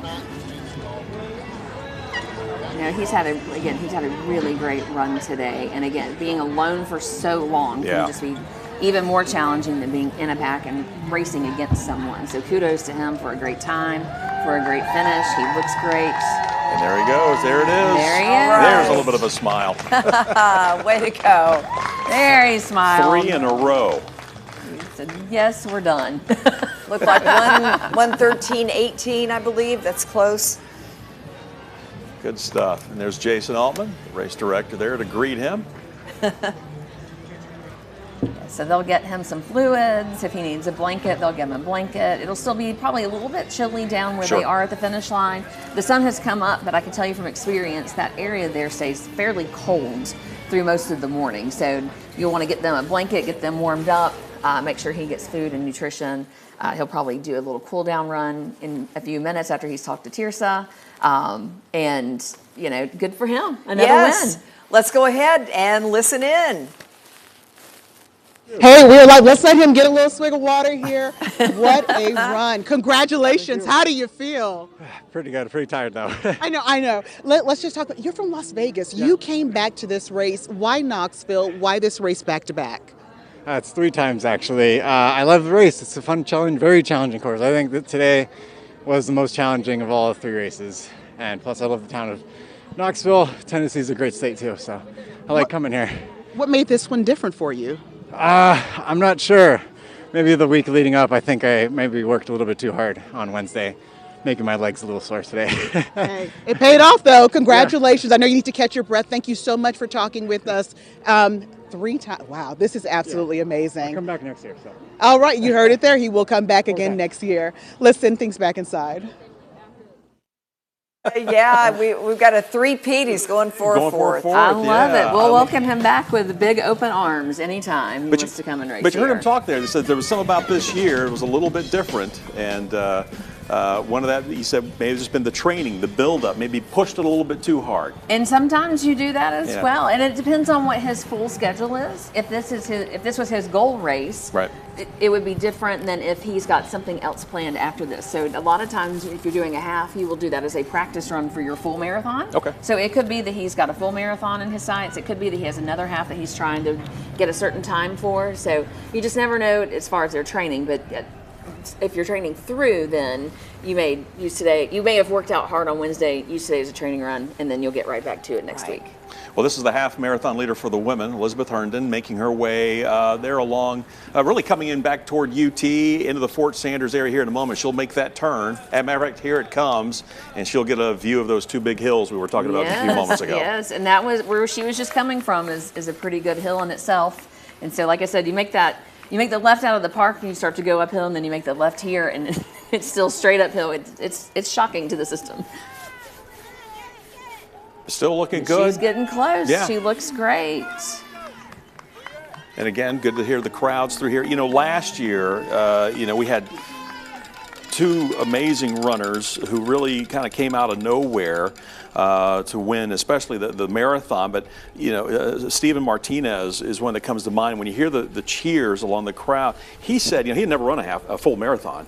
And he said when he started to cramp up about mile marker 17, what got him through was the people of Knoxville that aligned the streets, that were cheering him on. He would try to give them a high five or a wink or something. He said that's kind of what motivated him. And here, when you get toward the end, whether it's the half or the full, depending on the race you're running, you really do feed off of that. Oh, sure, and police officers too. Yeah. They're so good about going, you've got this, as you keep going. The whole community is great. So all of the officers out there are not only are they directing traffic and trying to make sure that everyone's safe, but they are also out there with high fives. A lot of times you'll hear from their cars, they have their radios playing for extra music for the runners. I mean, they are very good. They're here to work, but they're also here to encourage all of the runners, and we very just much love appreciated. Let's talk a little bit more about Elizabeth. You said you've known her for a while. She's a known runner in our area, participating in all levels of races. And she's been running this race for as long as I can remember. And I love to see her out front today. It's very nice to see somebody that you know being able to take the lead, and it looks like she's going to cruise to a win here. Yes.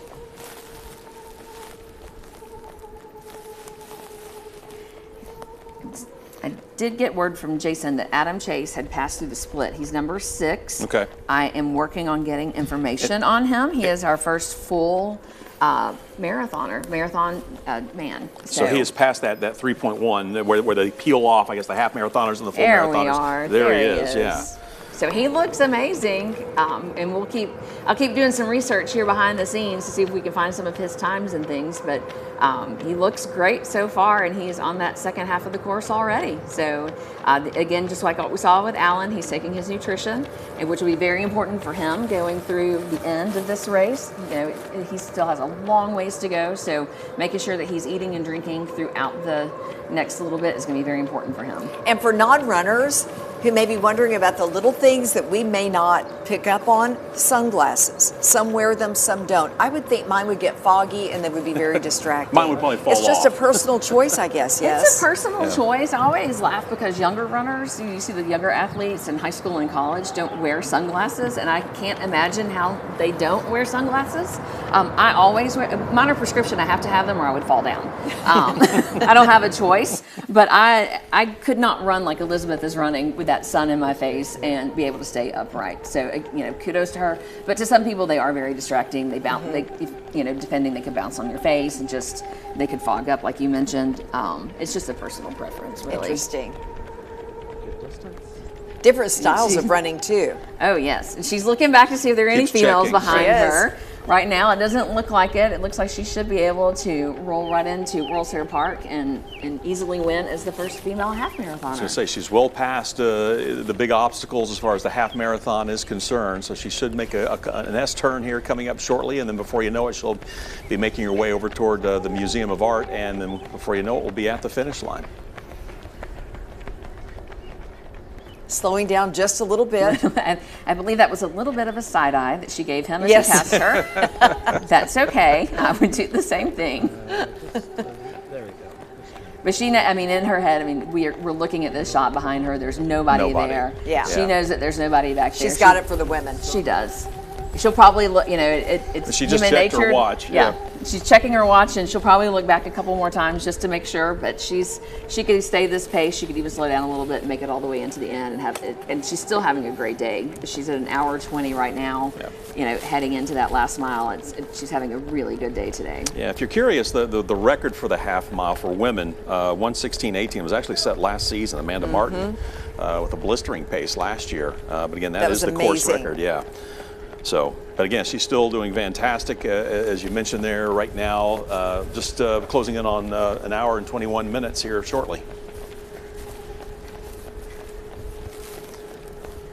All right, as we watch her as she's getting closer and closer to the finish line, we want to send things out back once again to Don Hudson. Don.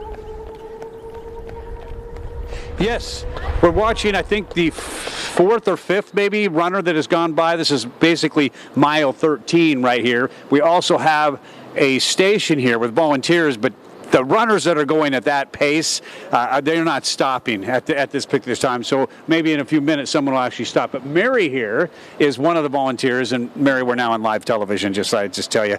So you get roped into this because your husband's involved? He's the relay coordinator. So he says, I'm the relay coordinator. That means you are volunteering? Yes, you're voluntold. You're voluntold. And anyone else that you might know that you can reach out to. Exactly. John Hudson is one of our neighbors and friends, and he helps me. Yeah, and with that last name like that, he's got to be a great guy. Right? Yeah, absolutely. Absolutely. Okay, so you haven't handed anything out yet. Normally at this point, when do those people start coming that will use your oranges in your water? Probably in about 10 minutes, we should have our first relay exchange person. And I think There's the that's first girl. Female. That's There's the first female going by. Just Bo and Lori and everyone else. Make sure we get video of that. So, is it hard to get volunteers? Do you get a lot of people say, "Hey, I want to be involved in this"? No, we have a lot of people that want to be involved, and people that have done it in the past usually kind of reach out and want to redo it again.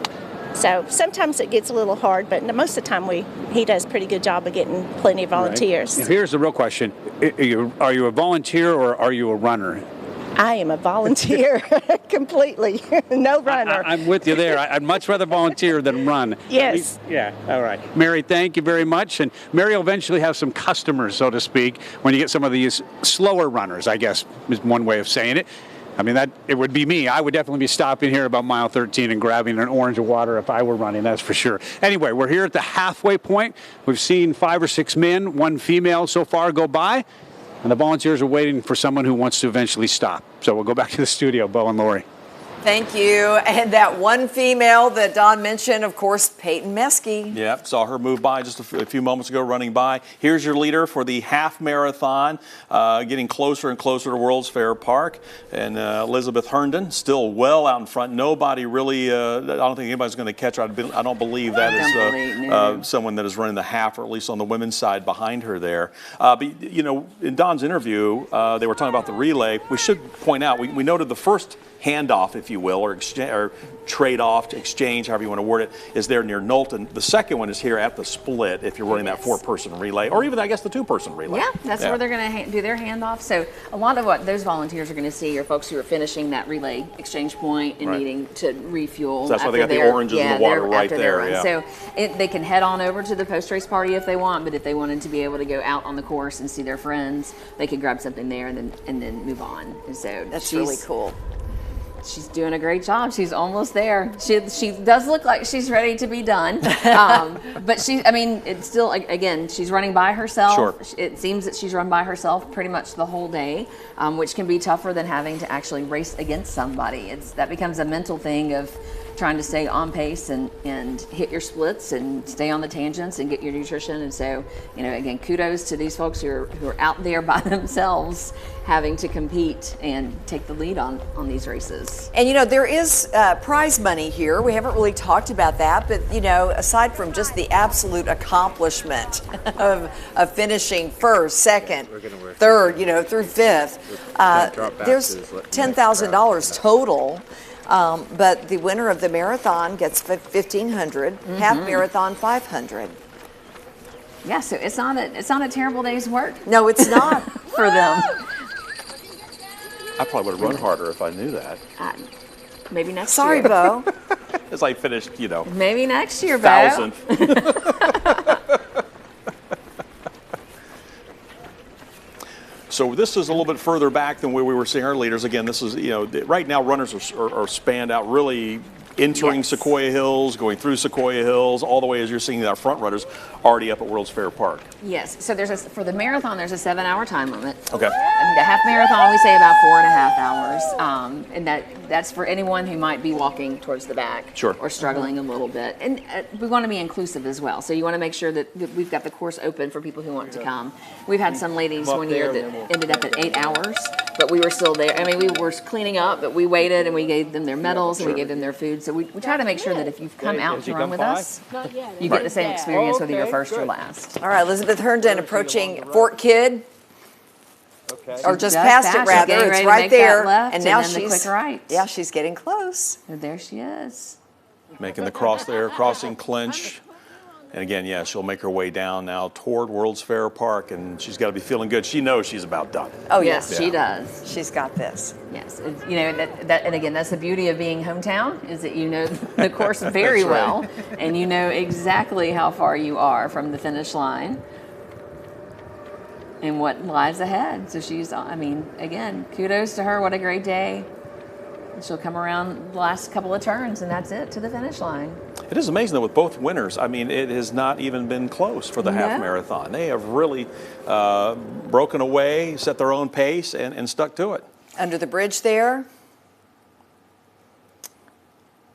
All right, let's watch her cross that finish line coming up. And either this goes by really quick, or it's like, is that line ever going to get to me? You know, I've am I seen going to both. get there? I've experienced both, where I'm like, oh, it's over, I can't believe it. And then I've also had days where it felt like it was never gonna get to me. Here she goes. Maybe a little smile there. You're almost there, Elizabeth. That's right. Just a few more steps. Fantastic. Wonderful. Excellent. 1:27.24 is her time. And that's, again, it's a great time on this course. We've had some ladies that have run, last year Amanda ran 1:16, but a very respectable time, and I can't wait to hear what she has to say. Tirsa, take it away. Elizabeth, how does it feel? It feels great. I finished second at this race many times, and so I finally got a first place finish. You really started to break away, and you had a commanding lead. How does it feel? Like, what was in your mind that whole time, that last mile?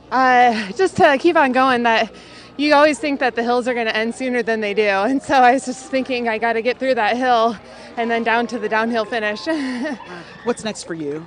I'm just trying to build up my training and get stronger, and so probably just keep building up miles and working out this summer.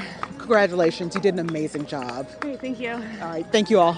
Back to you all. Wow, what a win. Yeah, no doubt. Tirsa, thanks so much. And again, she's after years of finishing second, finally being the first one to break the tape. Happy for her. Yeah. So happy for her. What a great day.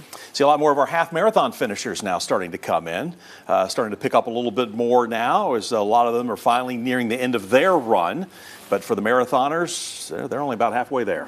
Yeah. And I believe I heard Ryan Morseman is out there. He was in second place. Whoa, look at that. Someone had a kick there. Wow. Look at this. Oh, my goodness. Awesome. That's He how you also want is ready to be done. Yeah. Kudos to him. Kudos to him. Nicely done. That was great. Go get a big lunch. Yes. That's right. There'll be plenty of food there. Henry Hunter. Yes. He visits us from Abingdon, Virginia. And talk about what's awaiting these runners here at the end. I know you kind of touched on it earlier when we saw Carreno come across, but again, there's plenty of whatever they need to recoup and get the body back after running, really pushing it for 13.1 miles. Absolutely. So they're going to, immediately we've got the Mylar blankets. You see our volunteers holding those. It looks like a weird aluminum foil sheet, but it really helps to get that warmth back into your body. They're going from expending a lot of energy on the course, and what we see is that they're in short sleeves and shorts. So when you stop and that immediate cold, so the Mylar blanket is very helpful to keep that body heat. There's water immediately at the finish line. We also have we've got paramedics there. The fire department is there if someone were to need them. We have folks from Covenant who are there to do stretching in case someone is cramping up, or just some of those things that happen once you finish a race and you stop that movement. We have all those folks on site, and then there's food. So there's bananas and oranges and lots of salty snacks and sweets and just various things that people will want to eat when they're done running. You can see there's the Dunkin' truck there that'll have coffee. We'll have live music on the field. Lots of stuff. I mean, just honestly, we want to make sure that they get what they need right here in this area before they leave us to go home for the day. And a reminder to everyone watching, these are incredible times. When you look at the average half marathon time, for a female, it's 2:11. Wow. 57.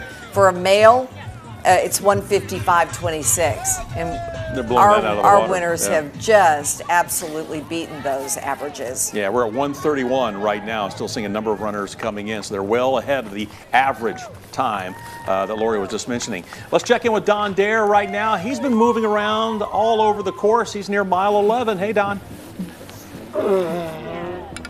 Hey, Bo, one thing they have not done about the Knoxville Marathon is they have not flattened these hills.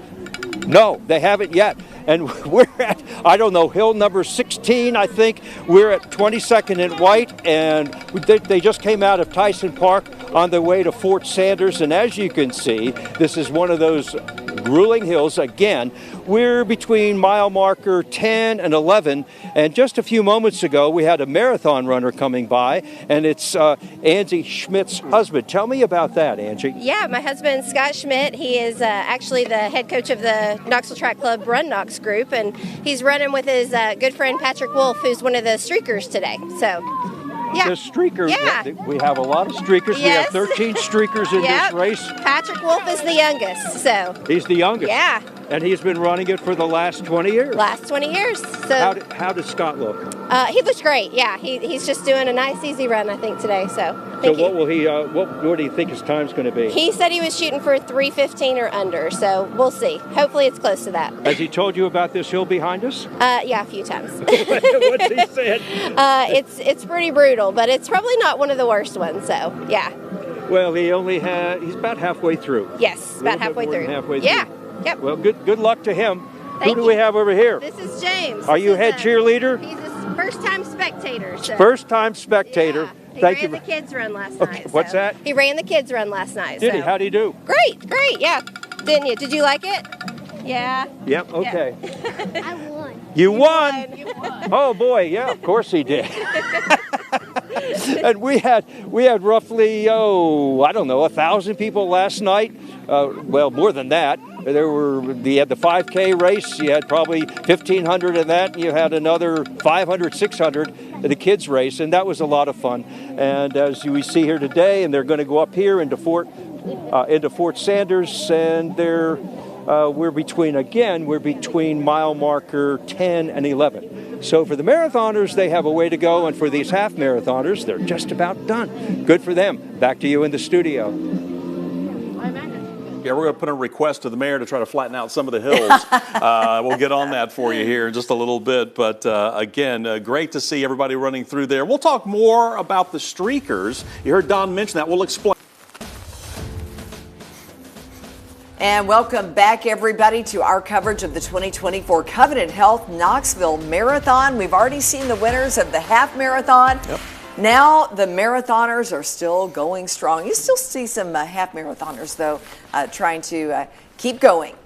They're getting there. Let's they're do almost it. They're And on they're the really green way. still, Yeah. they're really still going to run. These are great times, times. these folks that we're seeing. They're past mile 8. They're on the greenway. They're headed towards mile 9 and 10. I mean, they're still having a great day. So if I were there, I would be very happy. You're going to have a good time. Hey, let's talk real quick, because we heard Don mention it before the break. They were talking about the streakers. An elite group. And a very elite group. But again, we want to. They're fully clothed. They're not streakers these from are, the 70s. But these are people who have run every single Knoxville marathon. Every single year. And it's incredible that we have 13 people that have done it, ranging in age. We talked about Patrick being 46. Becky Tenner is in her 60s. Yep. She's 67. We deducted a few days ago that she is the oldest of the streakers, but Good for her. She'll have a great day out there. She's an amazing runner as well. She has still a number of state records. She does. Yeah. She is a really fantastic runner. And, so some of these people we only see one time a year. Sure. This is the one they're going to do, and they're going to train for it because they are a streaker. But some of them we see a lot more often at the other races. We do. And we spent some time with Patrick Wolf, and Ella is going to tell his story. Ella Wales. Let's listen.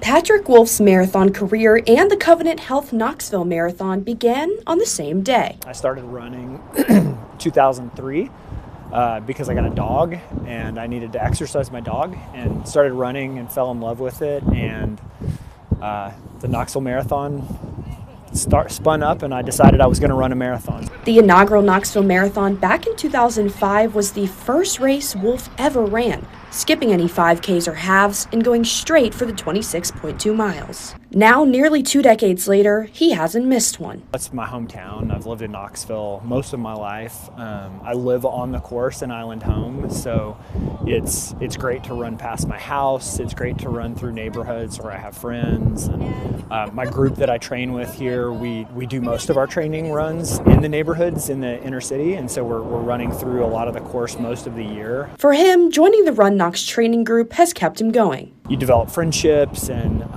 you get to know people, and you spend a lot of time on the road with them, and they support you. They get you out there on days when you don't want to run, and you get them out there on days when they don't want to run. So it's definitely a community activity.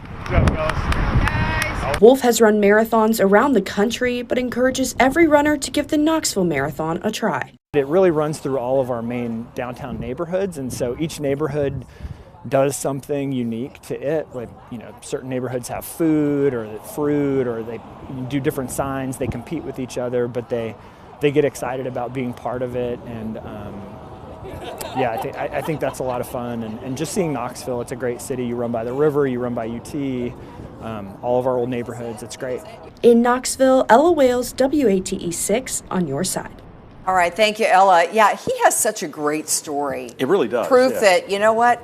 If you want to do it, you can get up and do it. He needed to exercise the dog. Right. And that's what kind of spurred him on to start running. Hey, this is our marathon leader right now for the men. This is Adam Chase out of Greenville, South Carolina. Again, he is out in front right now. We're continuing to keep an eye on him as well as the entire field. You're watching the 2024 Covenant Health Knoxville Marathon.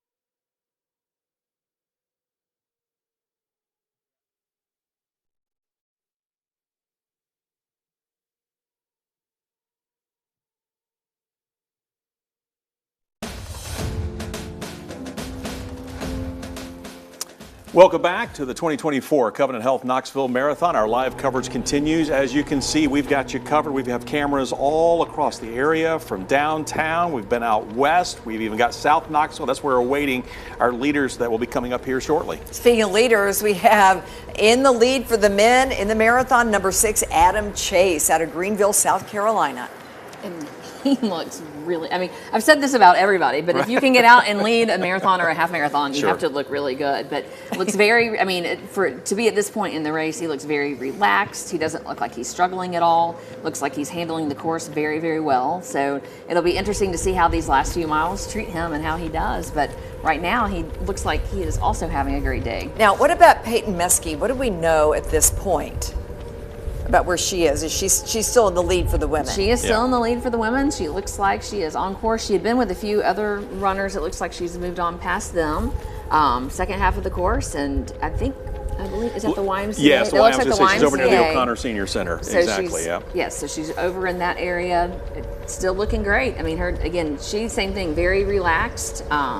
She hasn't had anyone challenge her today.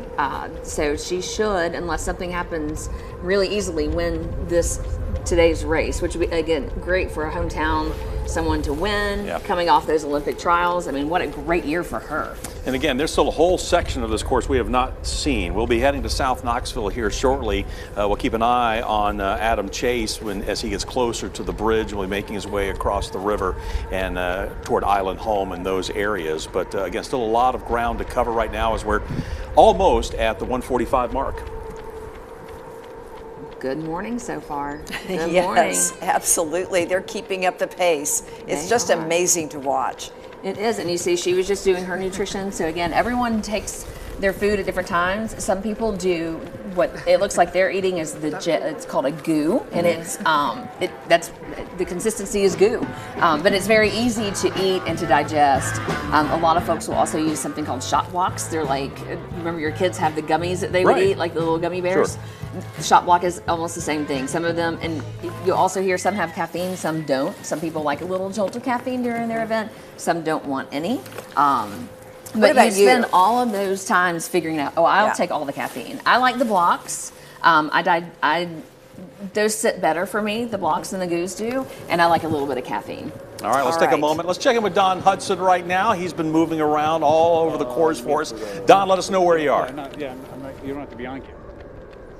We are at Patton right now, Patton and Summit Hill, and the leader is coming, that you've been talking about, is coming right at us, and then going to be coming down the hill. And obviously, you know you're one of the leaders when you have one of the motorcycle cameras following you, which you saw right there. And then you get to see the great view of the stadium. I don't know, a third of the way completed, but a lot better than last year's view coming through here, that's for sure.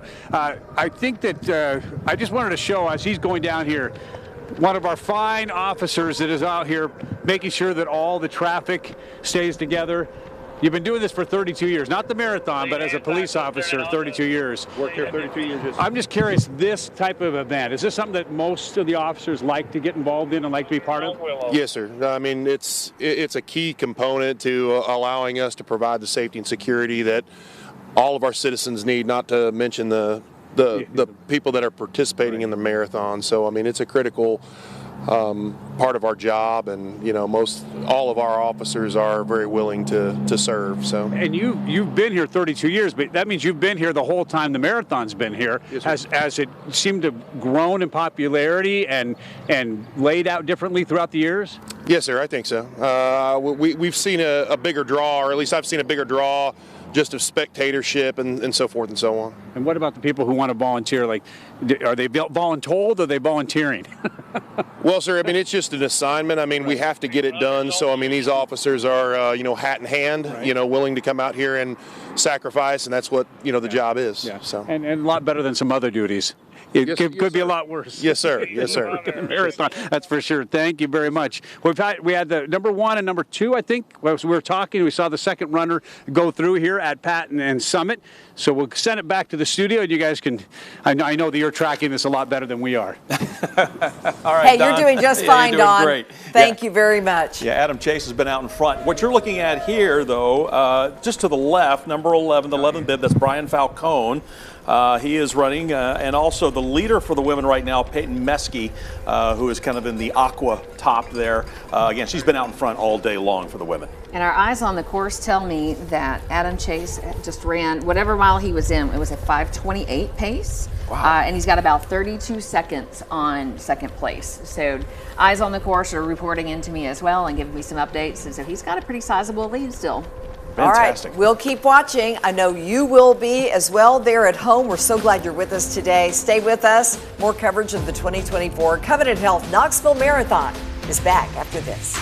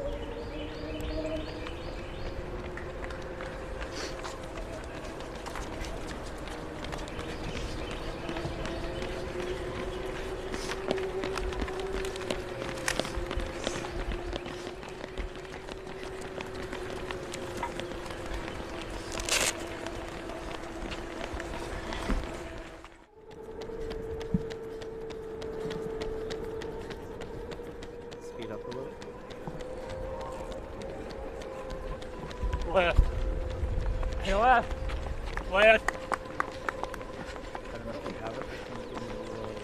To the left. Yes.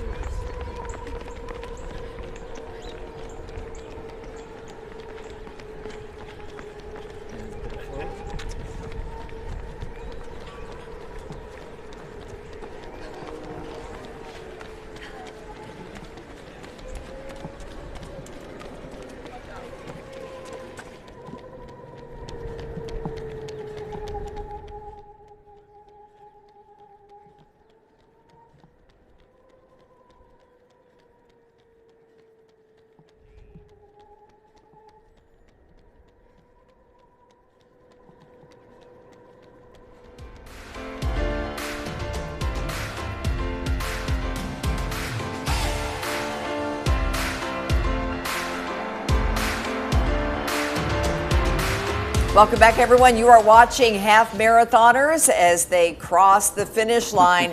And these are still amazing times, still beating the average for the men, coming under that 2-hour mark, breaking that hour mark.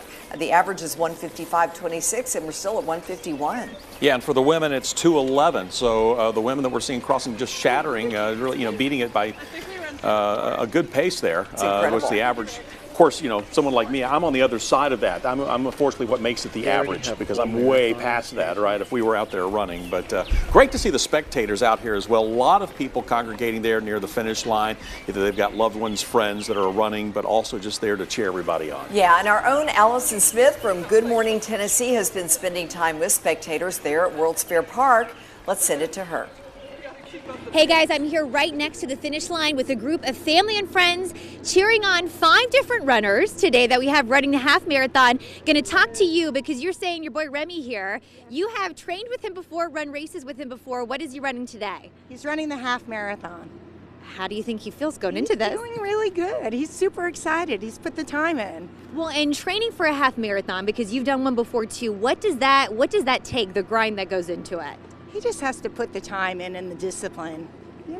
He just has to put the time in, get the miles in. Well, and I'm going to talk to you too, because we've got all our big signs here you can see, and we've also got the dog here supporting as well that's on the t-shirt. So how does it feel to not be running this race and get to stand here and cheer on your friends and family? It is so good to be cheering him on because he's been working, and as a college student, and he is studying hard.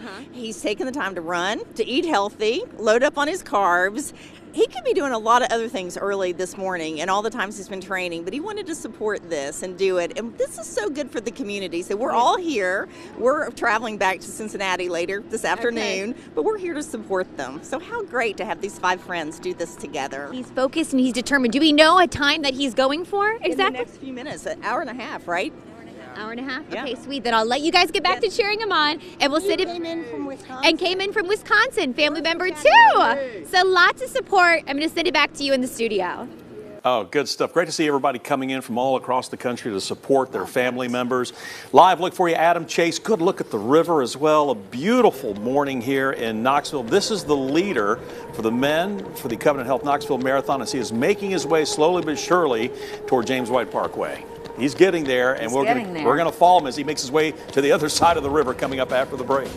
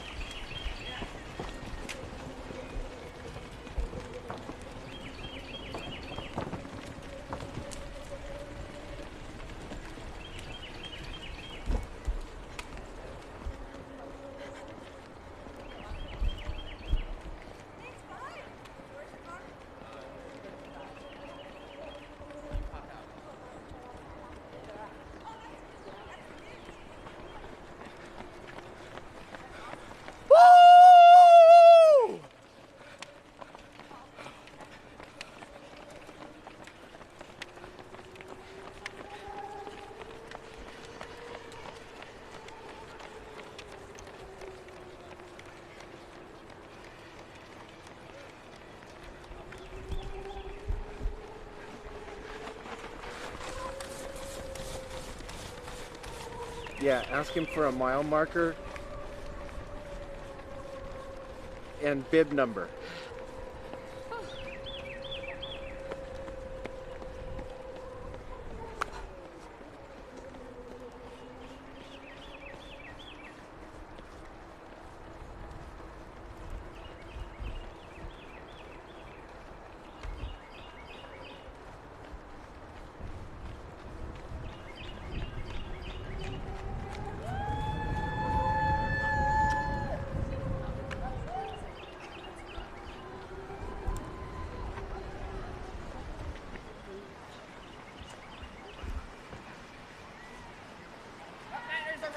What's that?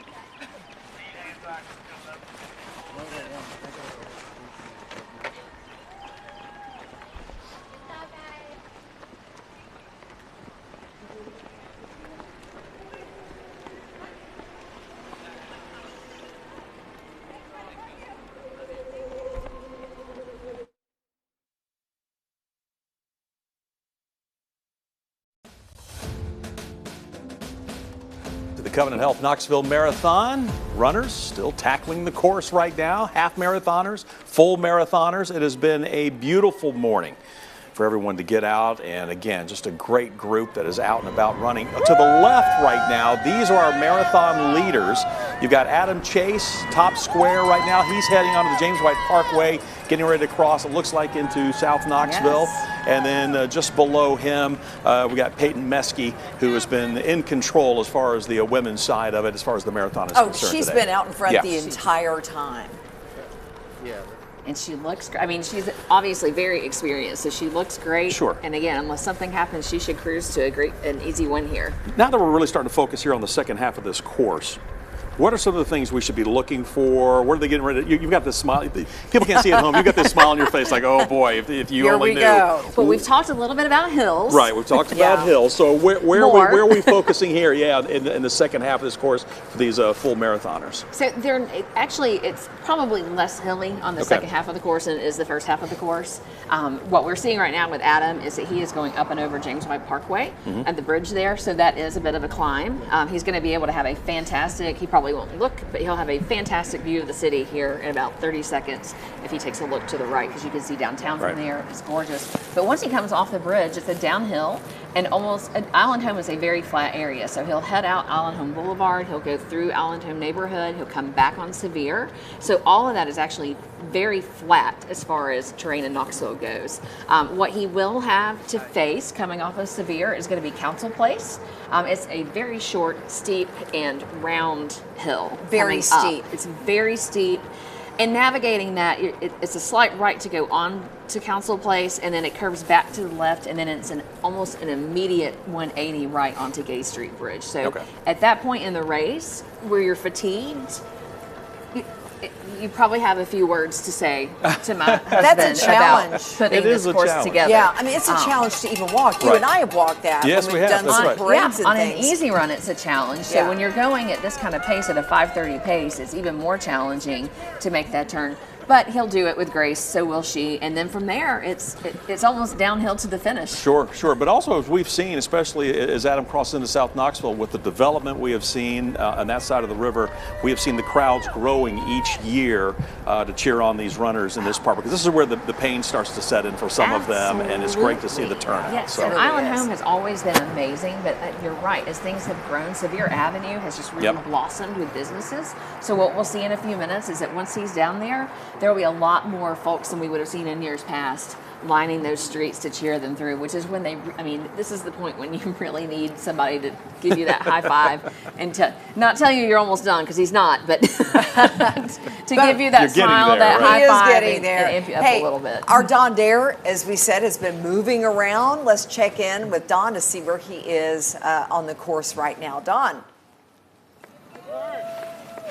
Well, Lori, we're at the coming and going point of this race. We're in North Knoxville in the 4th and Gill neighborhood. Specifically, we're at 3rd and Deary, and the runners are coming this way, and they're going to make a right, and they're going to go that way, and then they're going to come back this way, to go to the rest of the race. We're around just after mile marker 14, and with me over here, come on over here, Chris. He's a cheerleader here. I have Chris Stokes with me. Chris has run this race before, and you also have run the Boston Marathon. What's this race like? Well, this is a challenging race. It's definitely hilly, like the East Tennessee area, and it's definitely a challenge. The weather can be difficult, but today is perfect. It is a good day to run, isn't it? It is great. Okay, so we're at 3rd and Deary, and from here they're going to go into South Knoxville. Yes. That's where it gets challenging because this is just over halfway. Yeah. But then you get into the latter part of the race. That's where the weather, if the temperatures rise a little bit, could be tough. But it's also where the challenge of a marathon begins in that last stretch. Have you had anyone get confused here? No, we're doing a great job giving directions both ways, got them coming and going, and and we got them on the right route. I want to talk to our head cheerleader over got here. it. Okay, She's here great. comes Tina. Tina, what are you doing here now? I can't love to cheer on the marathon. I live right here and I come every year to this corner. It's the best corner in the whole marathon. What do you love about it so much? Well, they're so excited and come into my neighborhood and get to cheer them on. And I did track and field in college, so I cheered for my colleagues then, and I've been cheering ever since. And you know what this is like because they're in the last 10 miles of this race. It's a rough time, and so our neighborhood sets up a table to sort of encourage them at the top of the neighborhood, but I'm here to welcome them. And that's what we heard earlier. I think Christy said it, is that those last few miles, you really need that boost. Yeah, and especially coming up this hill after you've done the mile through the neighborhood, I like to cheer them up the hill at the top because they're tired by then, and it's good to have a little extra oomph as you go up the hill. Well, with your oomph, they'll certainly go. Thank you. Thank you for your big oomph. Tina, thank you so much. The 4th and Gill neighborhood, they're going into South Knoxville. What is it, 10 miles, 12 miles to go? Still a long way. Back to you in the studio. All right, thank you, Dawn. Good to see the turnout there. Great to see everyone along the route as well, cheering everybody on. You know, we heard from Allison Smith a little while ago. She was talking with some people that have made the trek in. They were cheering on some family members. She's also been talking to some of the folks that have been finishing the half marathon down at World's Fair Park. Hey, I'm here in World's Fair Park with the Webb family who just finished running the half marathon here through Knoxville. How are we feeling? Great now that it's over, yes. I would say. Yes, Definitely, yes, definitely. yeah. Legs are hurting a little, but glad it's over. And this is your first marathon to run in, or half marathon to run in Knoxville. Yes. You're a freshman at UT. Yes. Okay, so how did you feel about the course? It was, well, I knew it was going to be hilly. He's done it before and told me it was going to be hilly, and I've run most of it before, just at different times, and I mean, it was hilly. It was what I expected, and it was hard, but it was definitely fun. There were people along the course cheering, so it was fun. And we want to know, who crossed the finish line first? Was there a little competition going on here? Well, yes, competition, but I knew who was going to finish first. Yes, I finished first. Yeah. Big congrats to you guys. Happy with your times too? Absolutely. Yes, definitely. Absolutely. Okay, Yeah. good talking to you. Thank you so much. Thanks We'll so send it much. back to you in the studio. All right, Allison, thank you so much. Yeah, the family that runs together stays together, as they always say. And even a little competition in there as well. I know, Who's going to get keeps to it the fun. finish line first? Hey, you're looking That's how at we do number things. 6. Yeah, well, you should know that. Altman family. You're looking at Adam Chase now from Greenville, South Carolina, and he is still cooking, still in front. He does. He looks very relaxed. A lot of times you get to this point, your shoulders have started to tense up around your ears, but his shoulders are still very relaxed. His gait looks great. He is having a really good day. In the break, we did get a note that from the course that Morseman is still about 30 seconds behind him. And in one of the last miles, Chase had slowed down to a 6-minute pace instead of that 5:30 pace. All right. So we could in the last, I mean, you always hear that it's these last few miles. It's 20 miles of smarts and strategy, but Right. then that last 10K is really where the challenge comes in. We See could what see plays a out. race. Well, we may not, and- based on the way the rest of the day has gone. He may just run away with it, but we may see a race here before it's all said and done. And you mentioned, you know, who's running in second right now, Brian Morseman. He's won this twice, 2016 and 2018, so he knows how to play this game as far as strategizing and how to get the most out of your body toward the end there. He knows this Yeah. course very well, and he was strategically wanting that third win. Ethan Coffey has won here a third time, 3 times. So those personal goals Sure. and those personal competitions, what Brian wanted to do is come in here today and win a third time. So we may still see that We'll see how these next couple of miles play out between the two of them, and how, Morrison may be having a great day and have been holding back. Yeah. We may see Adam slow down a little bit, or we may see Adam, you just never know in this last little bit. And that's what makes it so exciting. Right, exactly, exactly. South Knoxville, beautiful area in which to run, and our Veronica Obey is there now. Veronica. Yes, hi Lori. Yeah, we are hanging out. You guys probably can hear the music. There's starting to be a little bit of a crowd in the area. People are still moving this way, but we're definitely getting some great energy thanks to the band here. And yes, people are starting to come out. It's getting warmer. It feels great out here. And right now, I am also standing here with Terry. Terry, thanks so much for coming over and talking to us. I know you have some people you're here supporting. Can you tell me who they are? Yes, I'm with Physiolab PT here in Knoxville, in Maryville, and actually now in the Tri-Cities. But our 3 owners from Physiolab are running, so they're in the midst of the relay race going on right now. We work a lot with the active population in Knoxville, so lots of our patients and clients are also running today, so we're here to cheer them on. And what does it mean to, be able, I see you have the tent set up, you've got some signs already ready for them. What does it mean to, be able to see people that you either work with or have as clients? It's so meaningful because so many of our patients and clients have come to us, stuck in the middle of injury or something that's holding them back. So to see them out here today running and back doing what they love is just so meaningful for us. So we were super excited to be here to cheer them on as they run by today. Well, I know you're excited. Well, I'll let you get back to cheering them on and getting ready because, yes, the runners will be coming this way soon. We're seeing a little bit, but not too much yet. So once it gets a little more crowded and we have more runners coming this way, because we are towards the end of the race, then we'll share more with you soon. I'll send it back to you in studio. All right, Veronica, thank you so much. And again, the leader with a pretty good pace. We were just talking about it. He's still got about a 30, 40-second lead right now. About a 40-second lead. So we've got friends in the van there that are sending me text messages and keeping us up to date on his pace. So he's still running a 6-minute pace, and he's still got about 40 seconds on Brian. So again, he looks smooth. Oh, you get to drive? Great I'm place so for him to be. It's excited. nice and flat. So Yeah, no, I think this is fantastic. And again, going into Island Home, where the great turnout for the crowd that'll be there, the residents that live in Island Home every year. And as we mentioned earlier, there's that competition among the neighborhoods. And again, we'll see all the people turning out there. There's your 2 leaders, Adam Chase right now for the men on the left side, and then Peyton Meskey on the right. Looks like she's getting ready to cross the bridge over into South Knoxville. We'll stay on top of it for you. We'll have much more for you as the 2024 Covenant Health Knoxville Marathon continues.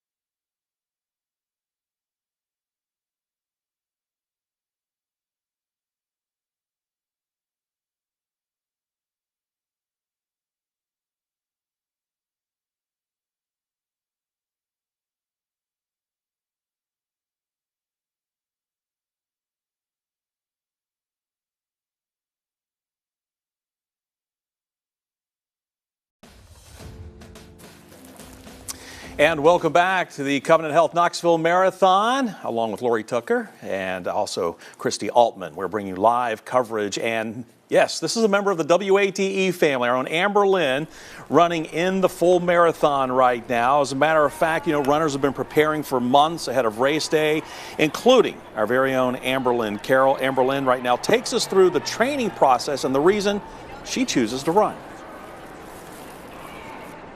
This is me in January after I decided the night before to race in this half marathon.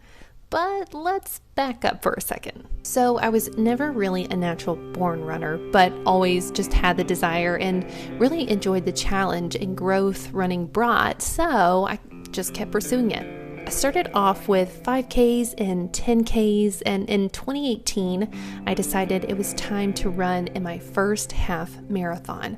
Now, I knew the goal was lofty, but I didn't understand just how challenging this half marathon was actually going to be.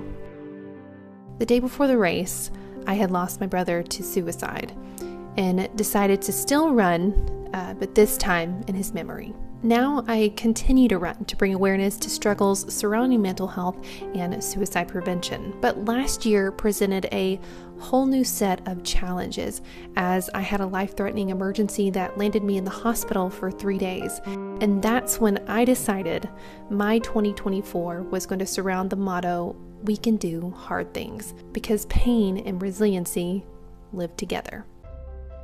Entering the half in January, I knew I was on the right track to running the marathon and jumping into a program, so I did, and I never looked back. I often say grief is transparent concrete because it can strengthen you and give you a solid foundation if you allow it to. And through healing, you can share your journey with others in a way that can help impact lives. There's so many reasons that add up to why I run. There's huge reasons why I got into running, why it empowers me, and to be able to share my story and share what I've been through and how running has really empowered me to get through those hard moments in life. I'm excited to share that, and I'm excited to just have this experience alongside people who are going through so much, and they run for cause, they run for purpose, and yeah, it's just gonna be so much fun. I'm really excited, you guys. But what a great story. And again, a live look there is Amber Lynn, as again, she is tackling the full marathon, and we are pulling for her here at WATE. And again, it just goes to show, Christy, everybody has a different reason that is motivating them to run, that pushes them when they get out there on the course. And so many different stories. If we probably stopped each person along the way, there would be a different story. And that's one of the things that we don't talk about a lot, and we probably should, is that this is a very emotional experience, whether it's the half or the full. When you are doing any kind of distance running, at some point, no matter who you are, you have shed some tears, and it becomes very, very emotional. And, you know, this one of those things, you know, Jason's mother had multiple sclerosis and was in a wheelchair from the time he was in high school through the time she passed away 2 years ago. And so we always talked about that. She couldn't run, so we would run for her. Our oldest, Jackson, was born with a club foot. Now he's very talented runner. But at the time when he was little, we didn't know what the future held. We knew he had had surgeries and we could correct it. But what did that look like? So, you know, a lot of times you're running for him. And so we think about that a lot when we're putting in our miles, that, you know, especially for us, we're running for the people who can't. Right, exactly, exactly. And as Amber said, we can do hard things. We can do hard things. She's right. On that note, we're going to take a break. Stay with us. We've got a lot more just ahead. Keep it tuned.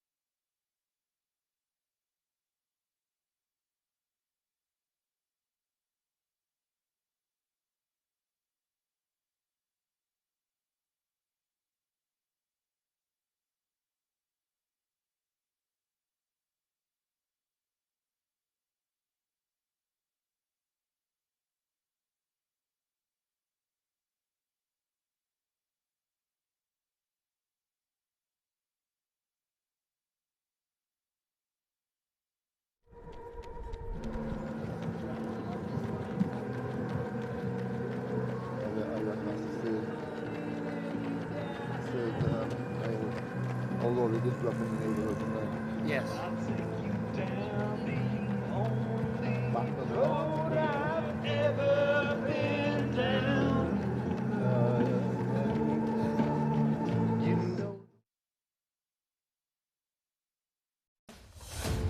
Welcome back. Our coverage continues of the Covenant Health Knoxville Marathon, mile marker 24. The bands are playing. The bands spread out all across the course. You're running along with Adam Chase. He is the men's leader right now out of Greenville, South Carolina. During the commercial break, we actually saw Adam and the women's leader right now, Peyton Meskey. They were running opposite directions. They kind of gave each other a little bit of a wave. Meskey now heading into Island Home. Chase now making his way there along Sevier, heading back toward the Gay Street Bridge. Yes, he is not far from the finish. No. We can say that now. Yeah. He is very, very close. So what I love that you're seeing here in the shot is you've got people who are out running. This looks to be some UT athletes. Right, I saw right. some of the fellas too. They're out probably for their Sunday morning run, but they get to be part of the festivities. And then what's great about this part, maybe for Peyton, not so much Adam, he's seen a handful, but what's great here is that it's there's the out and back effect. So you see the people who are going in, sort of like It gives him a better idea, too, of the lead he may have. It does give him an idea. yeah. So coming out of there, he should have been able to see Brian or whomever's behind him and know how far ahead he is. And he probably loves to see that, well, not the guy to the left, but he probably likes to see that sign. The end is near. Veronica Obey is there in South Knoxville. Veronica.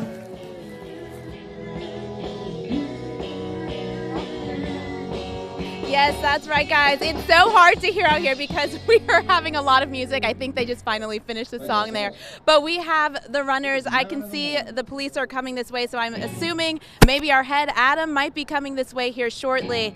But yes, the crowds are gathering here, and you can see there is a place there where runners do cut off and then they make their ways back this way. So we're hoping to see some runners soon. But for now, we're still gathering here with the crowd. There are people hanging out ready to cheer on the runners as they make their way this way. And I am here with Amanda and Chris. Thank you guys so much for talking to me. And do these have names? Do we know who they are? Ferdinand the Bow. Okay. What about the flamingo? We'll call her Flo. Okay, Flo. I love it. All right. Well, you guys are out here. Tell me about the fits. You know, why did you want to come out and support not only who you guys know, but to be dressed up in this way? So we're at mile 24 or so on the marathon. Marathons are super long, super hard. They got a lot of training to do. We're gonna get them the. Here comes Adam. I'm gonna. Good job, yeah, Adam. We got our first cheer in. Anyways, I'm so sorry. Continue. I just want to make sure we didn't miss Adam there. Yeah, so we're just going to get them those last couple miles home to the finish line. Yeah, that's the best. And what about you? How are you feeling this morning? I'm doing pretty good. We're really out enjoying. We've got a number of teammates from our group here who are running relay, marathon, and half marathon. So we're out to support our friends. And we were talking earlier, the costume idea has been a thing for a few years now, right? Yeah, so we started doing this a couple years ago, and our collection of costumes seems to grow every year. And it all depends on how we feel as to which one we're going to put on today. So I understand. Well, you guys have the best time out here. And guys, again, we're still going to continue seeing runners come this way. But right now, we just saw Adam pass. So I'll send it back to you guys in the studio. All right, thanks so much, Veronica. Yeah, Adam running at a good clip right now. There's your two leaders. Adam Chase on the left, Peyton Meskey on the right. Meskey now in the Island Home neighborhood. That's right, and it looks as though both are going to have a great day going into the finish in these last few miles. As we were just watching that interview, we didn't see anyone else pass by. So his lead sounds like it's sizable, and he's going to make that climb out of the council place and then head into downtown. All right, we're heading into the home stretch. Stay with us. We'll have much more for you after the break.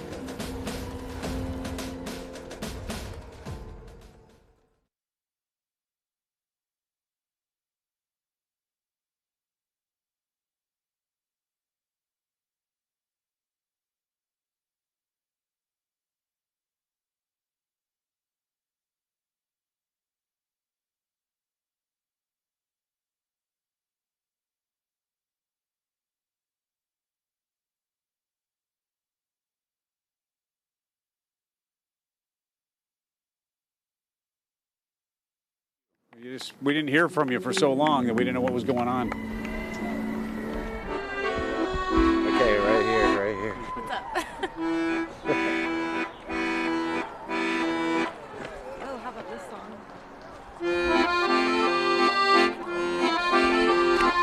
Hey, could you stand up this way a little bit? Sure. Yeah. Okay. We'll come over here a little bit. Sure. That way he can pan over there and see what's going on. Hello, Helen. How are you? I'm fine. How are you? It Good. looks great out here. Your flowers are looking good over there. Your flowers. Do you live right here? I do. Okay.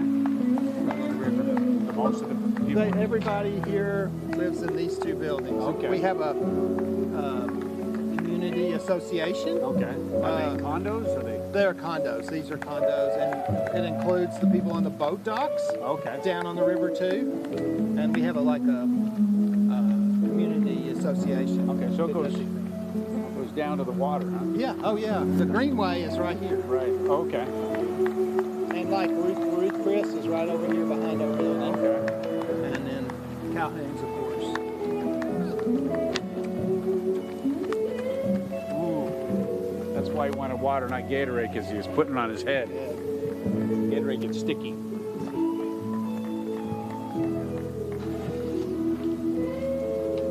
Mike, what is your last name? Sanford. Sanford? S-A-N, of course. Sanford. Yeah, Sanford. Like Sanford, Florida. Pardon me? Sanford, Florida. Okay. Right.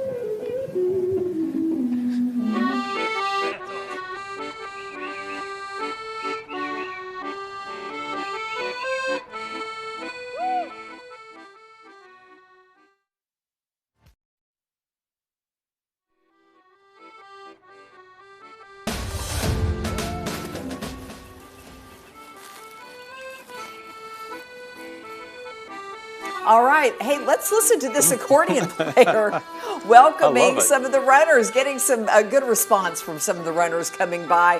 Thanks so much for being with us. Let's go ahead and send things back to Don Hudson. Don. Yeah. Hey, Lori and Bo. Yeah, I was enjoying that music. Wondering what was going on. Thank you for explaining that.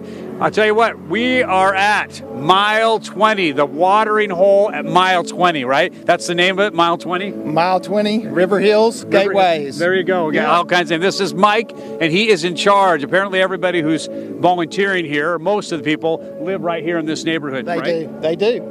Now, you're being in charge. That means you got to kind of recruit people. Is that hard or easy? It's actually been pretty easy. This is something we've done for several years, so we've got a good crew that comes back every year. Okay, here's the big thing. Most of the people running by are grabbing a drink. It is the tale of two cups. Not the tale of two cities, but tale of two cups. You've got green and you've got white. Gatorade or water. Which one seems to be the most popular? Water was the most popular early for the leaders. It seems like Gatorade has picked up as we've come to the other folks that are going past. Right. They're all doing a great job. It's a kind of our side game that's going on. There's the marathon, and then there's which will win, Gatorade or water here at mile 20. Right, exactly. How long have you been coming out, Mike? About 5 years we've been doing this, okay. And they were even doing it before I was here. Right. So, yeah, good crew. Okay. Yeah. Thank you very much. Thanks for what you're doing on behalf of the runners. I'll say that much. We'll send it back into the studio to Laura and Bo. The competition inside the race. Live look at our leader just crossed the Gay Street Bridge heading into downtown. We're going to watch him cross the finish line, so keep it tuned right here, but we need to take a quick break. You're watching the Covenant Health Knoxville Marathon.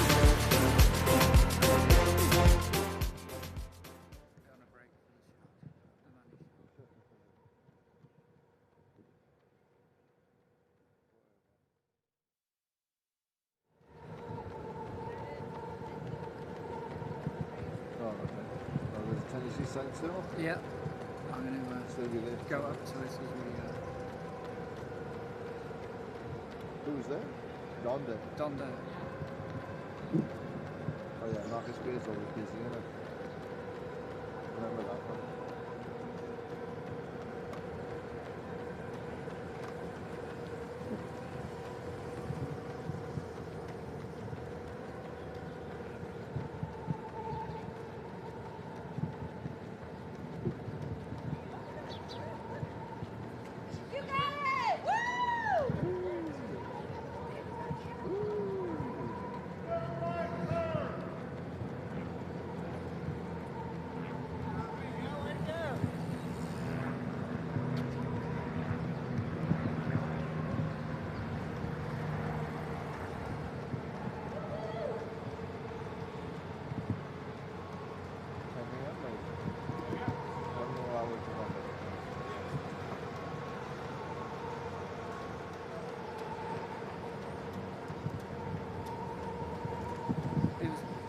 physio here.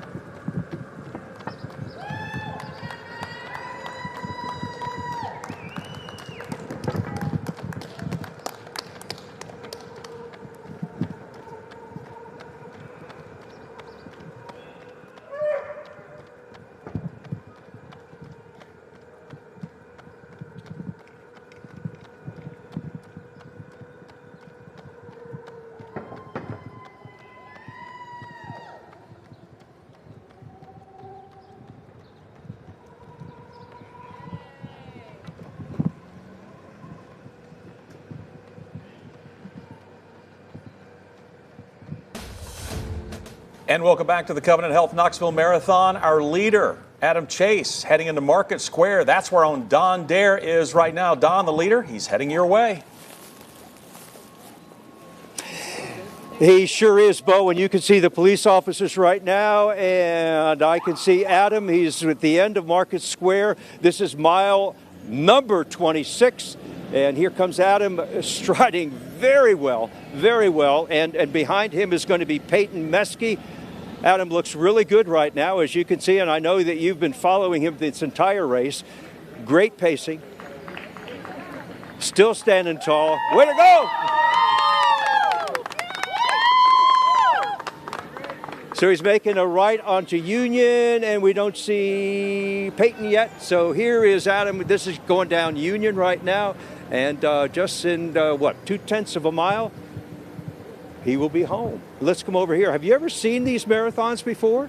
Have you ever seen one? No, I haven't. Do you think you could ever do that? Absolutely not. I'm not sure I can run half of what they're doing. Thank you all for being here and cheering them on. And I know that Adam really appreciates that. Back to you in the studio. Almost done. Yeah, hard to believe. There we go. Making a good clip there. Adam Chase.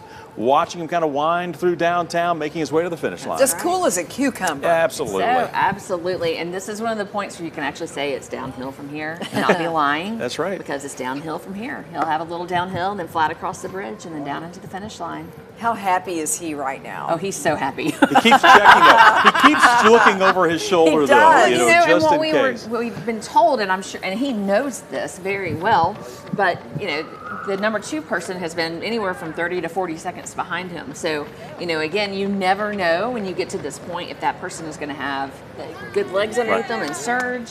I think now it's pretty comfortable that he should win it. But yeah, he's looking back to make sure, but he can see it and feel it now. The energy here is just going to be amazing. And we just heard that Brian Morseman just crossed Market Square, So it's probably about 45 seconds then back, which is where he's been pretty much all day. I mean, Adam took off and has had a commanding lead all day. Again, he still looks really, really good. His shoulders are still relaxed. His gait looks good. He doesn't look like he's struggling. Arms still look good. His form is great. To be this far into a race, it's impressive. So much training. I was looking for a bigger, better word, but impressive is just the way to go with that. So much training just in the way you hold your hands. Yes. And you were talking about that the other day. Yes, and we coach elementary school kids, middle school kids, and high school kids, and it's one of the things that I work on with the middle schoolers, especially is in a track season, where your hands and your arms should be. If they're crossing the body, you're wasting energy, where everything should line up so that you are as efficient as you can be. Your fists are not clenched. Yes, please don't clench your fists. A lot of times you can see, and his looks still relaxed. You hold your hands in as a fist, but you don't. When you clench, that expends more energy than you should. So, I think I was telling you all that years ago would say butterflies, like you're holding butterflies, but then I changed it to potato chips because kids like potato chips. But I digress. But the point is that his form looks great. He looks relaxed. He's going to cruise into this win, and what an amazing day for him. Oh my goodness, World's Fair Park, going under the bridge here. And you can see the large crowds. If you kind of look underneath there to the far side, everybody's going to be waiting for him here as he makes his way into World's Fair Park. Huge crowd. He has a huge crowd to welcome him in. Still navigating a few of the half marathoners coming in as well. And he knows he's done. You can see him pick the pace up just a little bit. That spring in his step. How is that Little possible? spring to the finish. Yes, absolutely.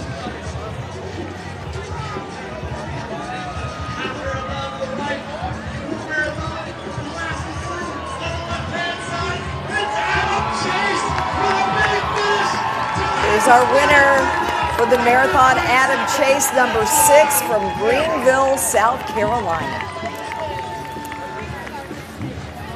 And he's, living in Greenville, their training is very much like very ours. similar. So he has probably had excellent training in that area that is very similar to what we have here in Knoxville. And I love it. I noticed as a runner, he clicked the watch. Yes, yes. Yes. We have to click the watch. Check right now, when you get maybe to the now finish looking line. for family, looking for where to head now to maybe get some nourishment. But yeah, I mean he broke away. We were wondering if someone was going to be able to reel him in. There we And go. there's There's the the hug. go. There's I the love hug. it. I love He it. was I love looking. it. Yes, there you go. Oh, that's my favorite thing, are the post-race hugs. I love this. So he's got supporters here. Looks like family that's come in. Made a nice weekend of it.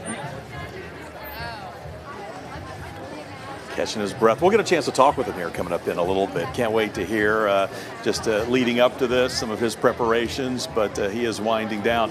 We're going to hear from him after. We're going to take a quick break, though. We'll be right back. We'll hear from the winner of this year's Covenant Health Knoxville Marathon in just a moment.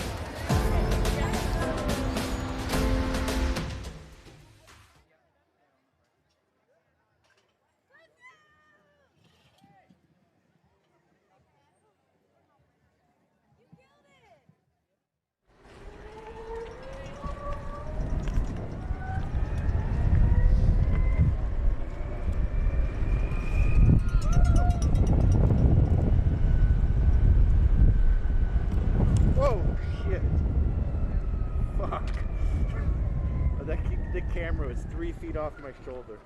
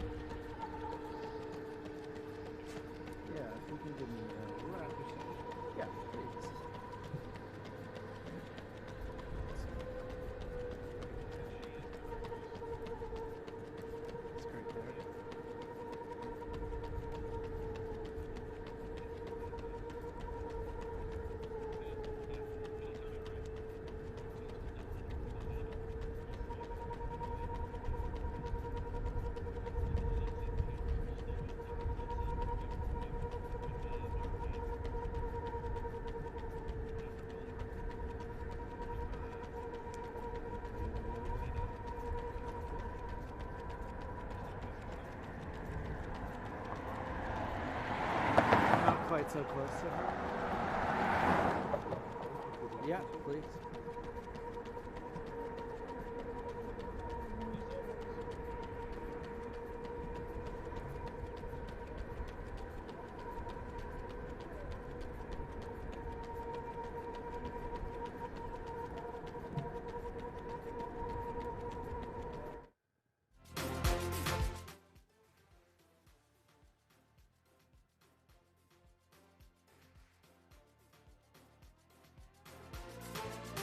Welcome back to our coverage of the Covenant Health Knoxville Marathon. Wow, mile 25. Let's send it over to Don Hudson near Hill Avenue. Here we go.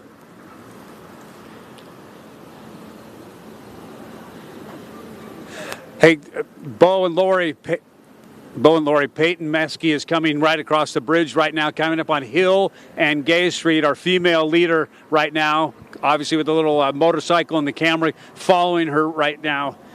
Runner 780. Peyton Meskey just going past us, heading to downtown and toward the finish line. What a great race. I also want to say something about this intersection. As you see her going off in the distance at Gay and Hill, they have the two hardest working officers here, because they're getting traffic going straight, going right, going left, going straight, and keeping it all from getting in the way of the runners, letting people through so they don't get all the way backed up. So hats off to right here. We've been standing here about 10 minutes watching them orchestrate all the traffic in which way they can go and can't go, and then getting the runners through. So again, you just saw Peyton Meskey go by. She's the leader in the female pack. I'm looking down the bridge, and right now I don't see anybody really even on the bridge at this particular point, so we'll send it back to the studio. All right, thank you so much. Peyton Meskey closing in on the finish line. She'll finish first for the women in the marathon. Stay with us, everyone. We'll be right back.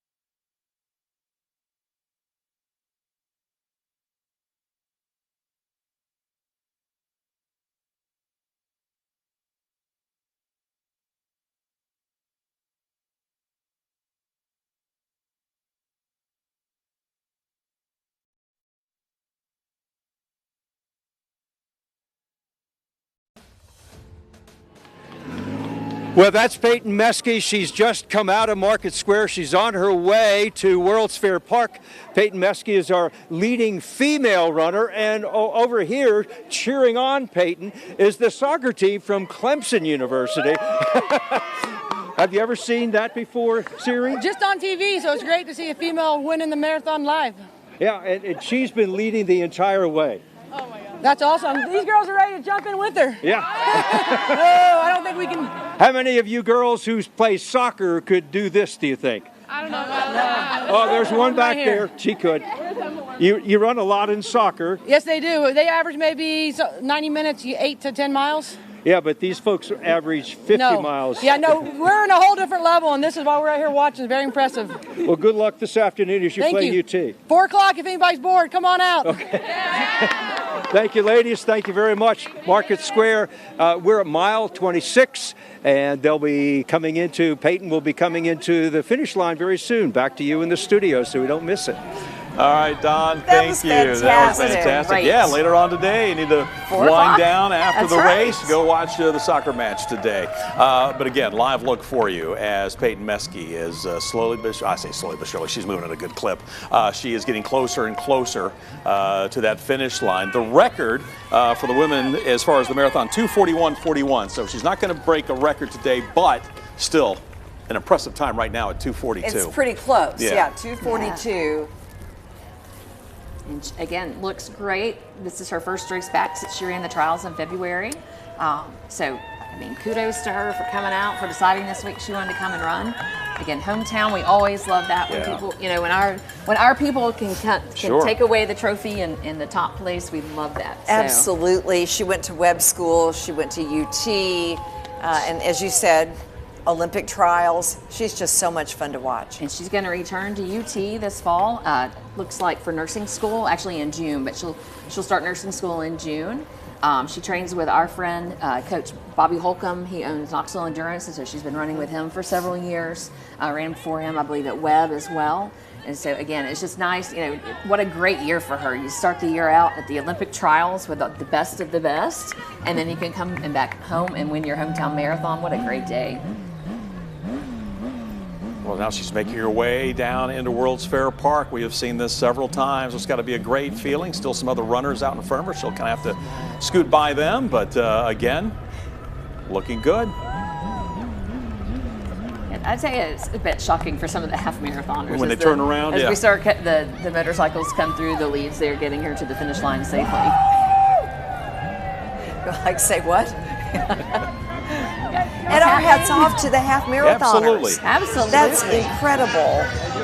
And what a great day. Yes. And there too, she's got a little spring in her step as she heads to the finish line. So she rounds the corner here. She will definitely see the tape for the finish. You can see it just off in the distance there. We'll get a good look at her as she makes her way toward the finish line. Here she comes, your 2024 champion. Peyton Meskey, Knoxville, Tennessee. Excellent. Such a great run by her today. Again, a lot of that, you know, she had companionship early on with Robbie, who was the half marathoner, but pretty much second half she has run that by herself. And what a great job she's done. I mean, we have been focused on her really coming out of Fort Loudon on to Neyland. I mean, she's been our highlight today, absolutely. She came out with a commanding lead. She kept it. She ran strong all day long, and she takes home the win for all that great work. I always love watching this part. Jason is literally talking to her about the course. So that's what their conversation is right now is, you know, congratulations, well done, is what he usually says. And then he's asking her something about the course. I can see his hands and what he's doing. So, you know, the work never stops. So although the first people are finished, still making sure that everything on the course is how it should be for everyone else that's out there. And as you're saying, you stay there until the last person comes through and their name is announced. This is a big deal for everybody taking part. Absolutely. You know, so it's fantastic. We've run a lot of stories leading up to today, and there's a lot. I mean, there's so many things. You know, as I was saying earlier today, it's just an emotional experience for so many people, for the volunteers, for the runners, for everyone. But it goes on all day. So just because the first runners finish doesn't mean that we all pack up and go home and hey, it's done. The momentum is still there. The momentum is still there, you know, and I always tell people that, you know, after is just as busy as before. So it looks like Tirsa is with Peyton. Hey, Tirsa. Hey guys, I am here with the winner of the marathon, the women's leg. Congratulations. Thank you so much. Amazing. I've always wanted to run in my hometown and win it, so it's a dream come true. What were you thinking that last mile? Because Knoxville's a tough course. It is a hilly course, but you know, just one foot in front of the other and just keep going. What do you think? You had all your folks cheering for you. What does it mean to have all that support right here in your hometown? It's amazing. I got to hear my name throughout the course, which is awesome. And just seeing my friends and family be out here, it's an amazing experience. Thank you so much. I know you need to go and regroup, catch your breath. Thank you so much. There it is, guys. Boy, I tell you, to see them make it across that finish line and to hear the cheers and to hear all of the well wishes, it is just something you have to witness for yourself. It's truly amazing. I'll send things back inside. Still waiting on the men's winner. He's had some cramping, so he's getting stretched out right now. We'll grab him in a little bit. Well, take a look. Thank you so much, Tirsa. Again, congratulations on the winners. This is one of our streakers. Yes, this is Becky Teener. She is still out on the course, 67 years young. Our oldest streaker and running the full marathon. She looks great. She's smiling. We're so happy. And Bo, you talked with her. I did. I had a chance to talk with her. You know, she didn't start running until she was in her 30s. And she has just, it is in her blood. She continues to push along. Matter of fact, I had a chance to catch up with her and her husband as they were preparing for today's race. From a distance, Becky Teener may just look like any other person out for a run. But then you take a look at her dining room table and you realize Becky isn't your typical runner. Well, I've done 32 marathons. I was keeping a record of all the 5Ks, the 10Ks, the halves.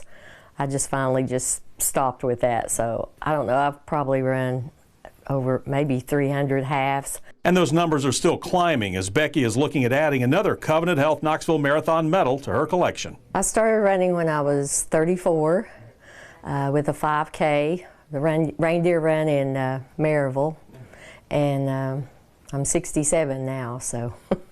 So you may be wondering, how does Becky do it? Well, she trains, she prepares, but she also has her support team, her husband of 47 years. And I've got her drinks and her snacks and her energy bars and all that type of stuff. And as she approaches to me, I'm ready. His support is important. Important? Absolutely. And that's why this team is so tough to beat. If I'm getting tired or something, I know, I'm going to see Gary here in just a few minutes, so I'm going to be okay. She's just a phenomenal runner. She just goes and goes and goes. I have been amazed how long she's been doing this and how strong she continues to be. I mean, she beats a lot of people a lot younger than her.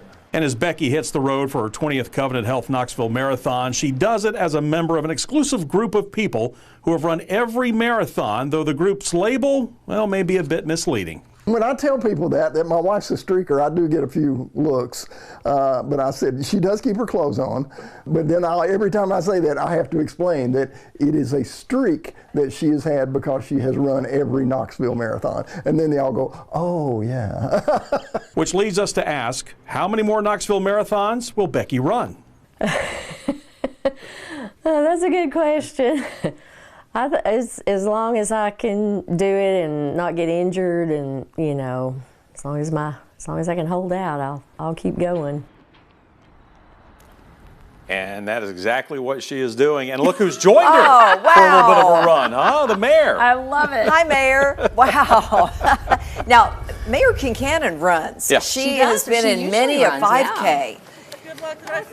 Yeah, she's had several years where she did the relay and she's done the 5Ks, and so it's nice to see her out there catching up with the runners. Running for spirit, keeping it going. Right. Stay with us, everyone. We'll be right back.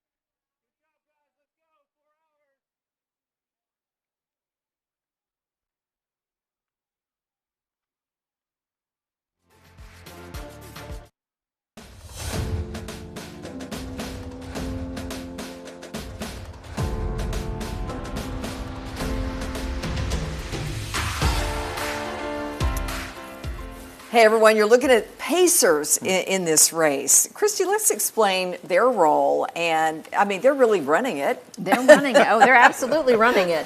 And They don't have a bib. They volunteer to do this, and their sole job not only is to run it, but their sole job as they run it is to try and hit that mark. So if they're a 4-hour pacer, they want to bring those runners in at 4 hours. If they're a 3-hour pacer, they want to bring those runners at 3 hours.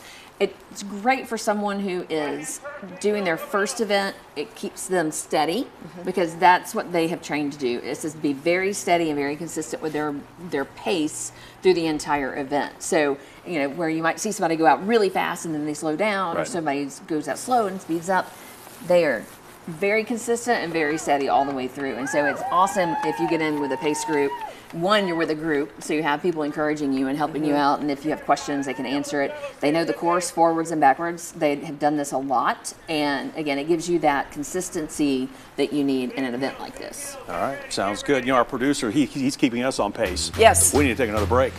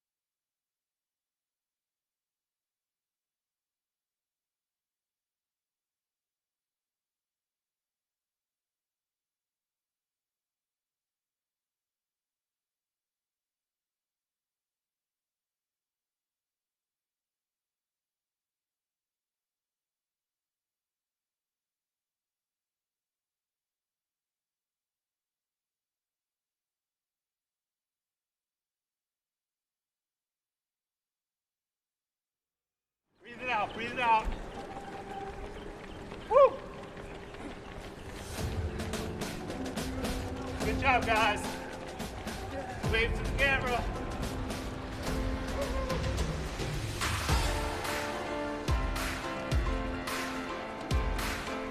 Good job, guys. Stay with. Left hand turn to the bridge. Take care.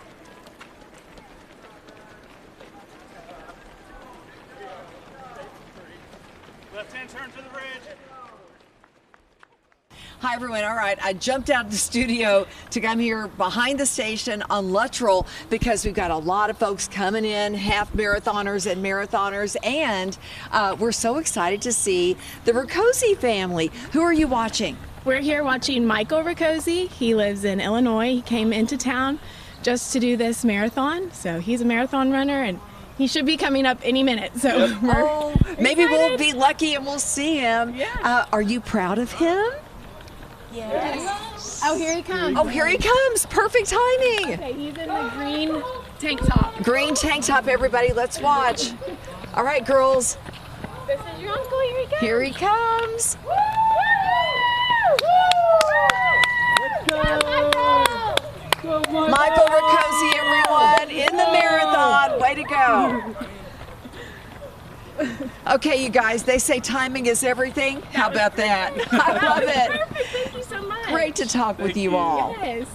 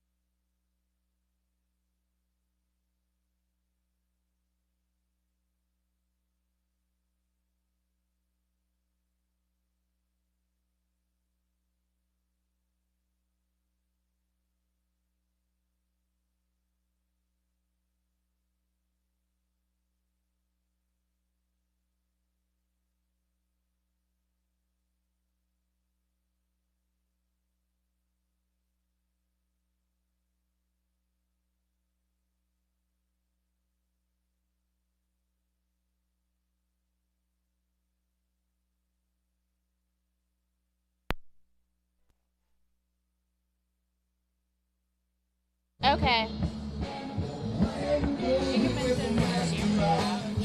Oh, yeah.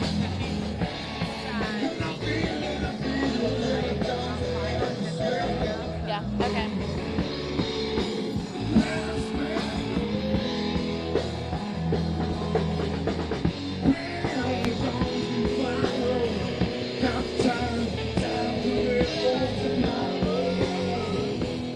Emily, for this one, you can show more of the runners and Lacey Adams.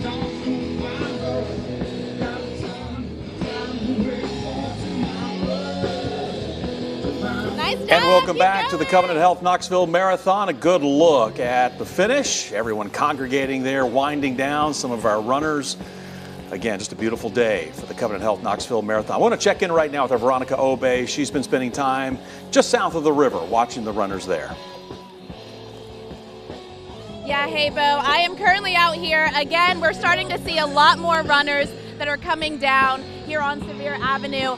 When you're coming around this corner behind us, you'll see that is Island Home Avenue. So they're breaking off and going down around mile marker 21. And then when they're coming up this strip that you're looking at right now, they'll be around mile marker 24.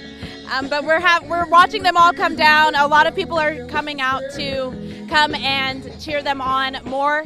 We tried to grab a family, but they're about to see their son, so they didn't want to talk to us just yet, but we'll see if we'll get them here in a few minutes. But they're literally running across the street to go and make sure they cheer them on. It is coming up on the end here, so a lot of people are pushing them to make it those last few miles to where they will finally cross the finish line. We're just continuing to cheer people on out here, and I'll send it back to you guys in studio. Monica, thank you. Yeah, good to see the crowd. Good to hear the band playing as well there on the south side. And you can't blame that family for being focused. That's right. Hey, you blink, you might miss them. That's right. Yes, speeding on by. Let's go back down to the finish line, World's Fair Park, where so many people have congregated, cheering on the people crossing that finish line. Here's Allison Smith with them. Hey guys, I'm here right at the finish line, and you can see I'm surrounded by a group of bananas. We're going to talk to our friend here to my left. So you ran the half marathon in banana suit last year, recruited your friends. Yep. How was it this year, having your friends with you? Oh man, it made the experience way better. I will say I'm pretty hot right now, but it was a ton of fun. We had so much fun. Is it a struggle running in this? Does it slow you down? It's definitely a struggle. It's really just the heat gets trapped. But outside of that, man, it's so fun. You got people smiling, cheering you on the whole time, so it's awesome. Well, and I want to know, too, when you guys are training, do you train in the banana suit? Are you going through the neighborhood, through campus? He's like, no, we don't. No training. I kind of wish we had done some more before this, but we survived, so I guess that counts. Oh, we're proud of you. Thanks so much for talking to us. Appreciate it. We'll send it back to you in the studio. All right, Allison, thank you. They're good sports, aren't they? They are. Hey, here's another one of our streakers. We heard from Becky Teener earlier. This is Mott Lewis, age 58. He was out at the press conference earlier this week with us. It's got another great story, great family. We've known them for years. Well, obviously, we've known them for 20 years, but watched their kids grow up. So it's always nice when you can see them out and running. And I was saying earlier after we saw Becky, it's lovely that they're wearing their shirts. We had special shirts made for them that say 20 years. We made sure that it was a dry fit shirt in case they wanted to wear it today, and we've seen 2 of them wearing them. So that's exciting as well. Well, helps them stand out so they can get some extra recognition as they're out running around. Well deserved. Very it's much not so. as easy to tell from this shot, but it is a very, very bright shirt. There is not any way to miss that one when you're up close to him. Isn't that something, though, every year doing a marathon, every year that it has been held here? Wow. Yes, and so Larry Brady, who helps us keep up with the records, he's also a streaker. You know, I mean, I think it was last year that he had knee surgery and was just a few weeks out of knee surgery, but still did the marathon because he didn't want to break the streak. So, you know, with approval from his doctor, he had a plan, and it was a run-walk plan, but he didn't want to break the streak. So he came out and did the thing. And so, you know, the lengths that they go to continue year after year is just amazing. And it just shows the power of the mind. Where you have that proper mindset. Yes, back to Amberlin, we can do hard things. So That's right. when you put your mind to it, you can do it. All right, stay with us. We have much more of the 2024 Covenant Health Knoxville Marathon to go, as we've got you covered from all angles, all parts of town.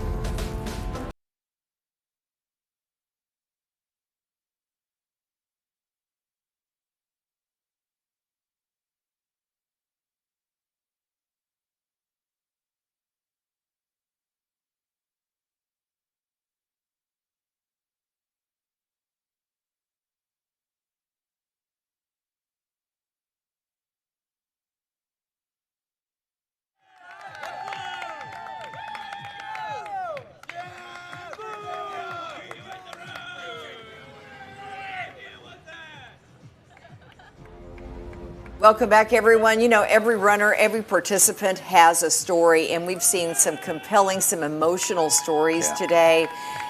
And it just goes to show the commitment level that one makes to do this and finish it. Yeah, sometimes it's just a bucket list, or it's something much more personal, as I found out when I got a chance to catch up with James Harrison. Ask anyone who runs a marathon or half marathon why they do it, and the answers you get will be varied. I've never been a runner, and anybody that knows me, when I tell them I'm training to run a marathon, they pause and they just don't say, "Really, James?" For James Harrison, the decision to run his first half marathon was not inspired by a bucket list or part of a New Year's resolution, but rather something more important, his kids. What really drove me was Memorial Day weekend of last year. They both were in the hospital. My son was in Nashville. My daughter was here in Knoxville, and they both had to have blood transfusions. You see, Harrison's son and daughter have been diagnosed with sickle cell, a disease that impacts the flow of red blood cells, a condition that can be painful but help through blood transfusions. That's the one time as a parent and as a dad, you're helpless. You can't do anything to ease their pain. And that's when the light bulb went off. For James, he knew he couldn't ease his kids' pain, so he decided to endure the pain that comes with training for a half marathon. It gives me a small glimpse of what they go through, so that's what motivates me more than anything. Motivating him step by step to reach the finish line, whether in a half marathon or even a 5K, while at the same time increasing awareness for the need of blood donations, something he's doing through his blog and hashtag #OneDadCan, which stands for Commitment Action Network. With having a goal to get 10,000 donors, I can't do it just by the people I know, so I'm going to need my network and the network of networks to make this happen. A small ask from a man on a mission to help not only his children, but others through blood donations by putting his body and the message out there come race day. That's absolutely what keeps me going. Just like today, my calves were getting a little tight, but I couldn't stop running because I'm going, you know, I've watched them throughout their lives, what they deal with and how they push through the pain. So I can't let a little short-term pain like that stop me. And that's what he's been doing. And Christy, I know you know James very well, obviously working hand in hand, trying to raise the idea about, you know, donations and what they can do. We love this. So we met, you know, I don't think All right, anybody next has we're by going chance to move say when on we to the met, male senior we were first grandmaster working on sickle results. cell outreach and We diverse have donor first outreach at place, Medic, and it has turned Watsky into a marrying of all the things that I love through James. Right. So when he called and he said he wanted to run a half marathon, you know, I was Right, now we're giddy, gonna and go so into here the we are, and we'll female continue on. results. Past today, I've So already joked with him that, you know, first there's more place, donors to we get have and there's more Elizabeth miles to Herndon run. from So we'll see what's Knoxville. next after today. Good There stuff. you go. In the meantime, everyone, we are looking at the award ceremony, and this is for the different categories, obviously. Yeah, on Ella Wales, Second place, you we can have see there, Ashley kind of reading off some Zimmerman of the from names, Knoxville. but just a huge accomplishment, whether you did the 5K for the kids run, or Third coming place, out we have today, Lily running Durham relays, from half marathon, marathons, and still much more awards to come later on today. Fourth But place, we have Elizabeth again, Welty congratulations from to everyone. Knoxville. Absolutely. So these folks who have done the half marathon are getting their awards now, and a little later today we'll have those full marathon awards. But And then love to in see fifth this. What a place, good we have day. Helen We do, Webb and from I have to Chattanooga. tell you, we haven't really talked about this, but just to let everybody know, people are running for a cause. Part of the proceeds benefit the Innovative Recreation Cooperative. It provides opportunities for people with physical disabilities to have more active lives, and also it benefits the Boys and Girls Clubs. Absolutely. Great community partners there. Well, let's check in with our own Don Dare right now. He has been following the racers as well as talking with people along the race route. He's in Market Square. Yeah, and we're at, 2/10 of a mile from the finish here in Market Square. I've got 3 men here who ran the half mile. Not the half mile. Yeah, we wish it was a half mile. The half marathon. Brandon, what's it like the last 2/10 of a mile? It's a battle. You're fighting like the last 2-3 miles, but it's just getting in your head and keep going, just push yourself. And the fans really make a difference. The bells, the cheering just motivates you to finish. Really, it does. Mm-hmm. Were you with him, Mike, as you were running? No, I was a half an hour behind him. But for that last 2/10, I felt like I was. Felt like you were dying, probably. No kidding. Hey, Sus, how did you do? I did well. I was a little behind Brandon, about 144. But yeah, it was a really great race. The crowd was really inspiring. The runners I was running with were really supportive of one another, so I really appreciated that. And having the cheerleaders, I imagine that helps too, doesn't it? Yeah, it definitely gives you an extra umph when you need it the most. And so what you have here, this is the thing, right? Yeah, so this is the medal, and then on the other side, it has the 13.1. It has the what on it? The 13.1 miles oh, that we yeah. ran. There you go. That's kind of cool to have that. Cool. Yeah, it's cool.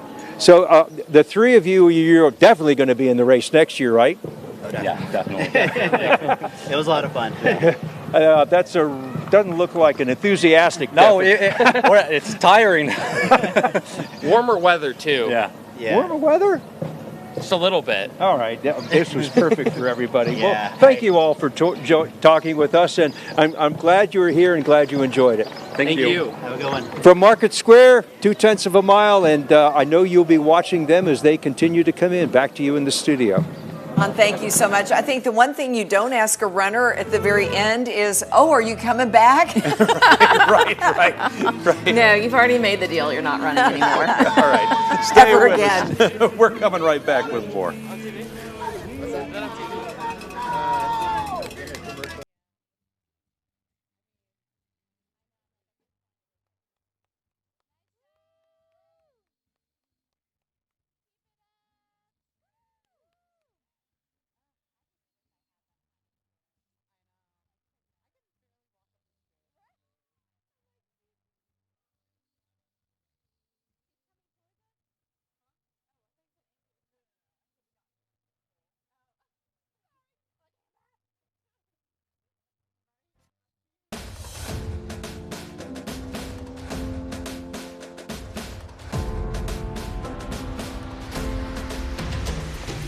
As the marathon continues, of course, we need to check in with the winner, number 6, Adam Chase from Greenville, South Carolina. We wanted to give him a chance to cool down a little bit. Tirsa is with him now. Tirsa. What a phenomenal finish. He had to take a little time to stretch and kind of recover from such an awesome run. Let's talk first about this. This is your first marathon? You've got to be kidding me. Yeah, first marathon. I've done a few half marathons. I ran in college, but I've always wanted to do a marathon, and just today felt right to do the Knoxville Marathon. What were you thinking? I mean, that last trek, you really pulled ahead. You came in strong. Was this just a part of your training in terms of you knew you'd make this pace? Right. My long runs have gotten up to 2.5 hours, so I felt like time-wise I was in good shape to do it, but certainly I've never gotten that pace for that long before. So yeah, once I got to about 18, I just had to trust my training because things started to fall apart just a little bit. But yeah, I just trusted my training and trusted my coach and was able to come away with a win. How do you feel right now? I mean, you really nailed this. I feel okay at the moment, but the last 30 minutes, the legs were hurting quite a bit. And real quick, the hometown connection, you went to school here, you said you ran here, so this was special for you. Right, so I actually ran at East Tennessee State University in college, but then I got my master's here at Tennessee. So I just love Knoxville. My brother and sister-in-law live here. My best friend live here. I'm from Kingsport, Tennessee, so I just love East Tennessee. Go Vols. Oh, I love that's the way you ended. Thank you so much. Please go finish your recovery. Thank you so much. I'll send it back inside to you guys. So that is fantastic. 2 straight years now we've had first-time marathon runners win the Knoxville Marathon. I love it. I love it. I love it. So sometimes the newness is better than being the veteran on the course. And we love the local connection as well. Absolutely. Stay with us, everyone. We'll be right back.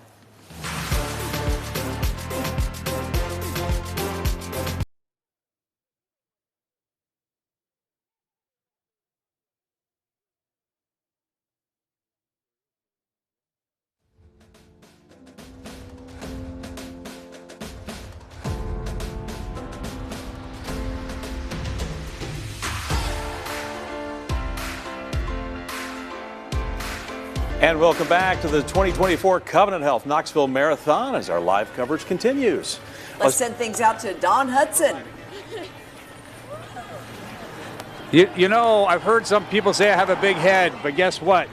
Cade's got a bigger head. This is Cade's mom, Linda, right? Correct. Now, Cade is running. He's running. And you're saying he's coming up here pretty soon. My Life 360 says he's coming Your soon. Life 360. That's a little I'm plug for tracking Life him. 360. She's tracking him. Yeah. Where are you guys from, though? You're not from here. No, we're from Milwaukee, but he does go to school here. Okay. This is his first marathon. His first Yeah. full-on First marathon. one, yeah. Now, did he really get into training, or was it a last-minute thing? It was kind of a last minute thing. Really? Him and his buddy Tommy, they've been working really hard, but they've only been working really hard for a couple months, so we'll see. Yeah, there is a difference in working hard for several months and a couple. But Yeah. Tommy and Cade, somewhere out there close, going to be coming through, and Mom Linda, all the way down from Milwaukee. Yep. Well, at least we had some nice weather for you. Beautiful. Way better than we got snow, so I'm good. Yeah. We're good with it. Well, we'll let you go so you can catch up to him and you wave. I think it was your husband that you Yep. left. He's just wondering what's going on here, isn't he? Thank you, Linda, very much. All right, so we still have people coming in, including Cade and Tommy, which they'll be coming soon, I guess, according to her app. That's her mom there. Still located here at Hill and Gay, and a lot of people still coming over the bridge and coming in. Water station just opened up for them over here, put on by some of the people that go to First Baptist Church. So that's what the scene looks like here. Send it back to Bo and Lori. Go Cade, go Tommy. All right, thanks so much. I'm sure they'll see the fat head when they come through there. Hey, stay with us. We'll have much more for you in just a little bit.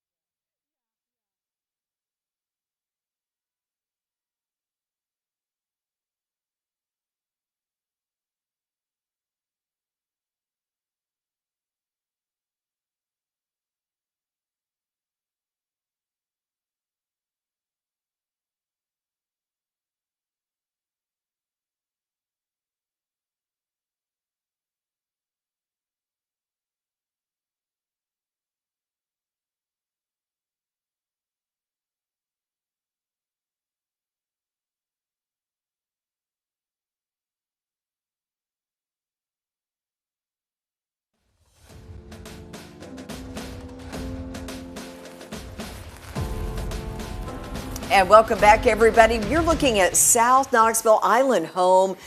Beautiful area to run. And what isn't on this marathon? What is Everywhere not? you go, you have a great view. And on a day like today, even better. It's fantastic. Crowds are looking good. Let's check in with Veronica Obey. She is just south of downtown. Yeah, that's right, Bo. We're hanging out again here, and I am so excited. I found Eric, who has been out and done the relay. How do you feel?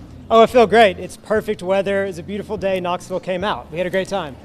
I love it. All right, guys. Well, it's a great time out here. Runners are still continuing to head towards that finish line. I'll send it back to you guys. Yeah! Woo! studio. Oh, fantastic. Well, again, it has been a beautiful day. There are still runners on the course. We're going to wrap up our coverage, but just because we're going off the air, keep in mind there's still a lot of runners out there, so you're still going to have those road closures you'll have to contend with. Several hours more, they'll be out there. That's right. Until about 2:30 today, About right? 2:30 today. So if you want more, head on down and watch. Oh, they would love that. Cheer them on. Thank you so much for being with us for the 2024 Covenant Health Knoxville Marathon.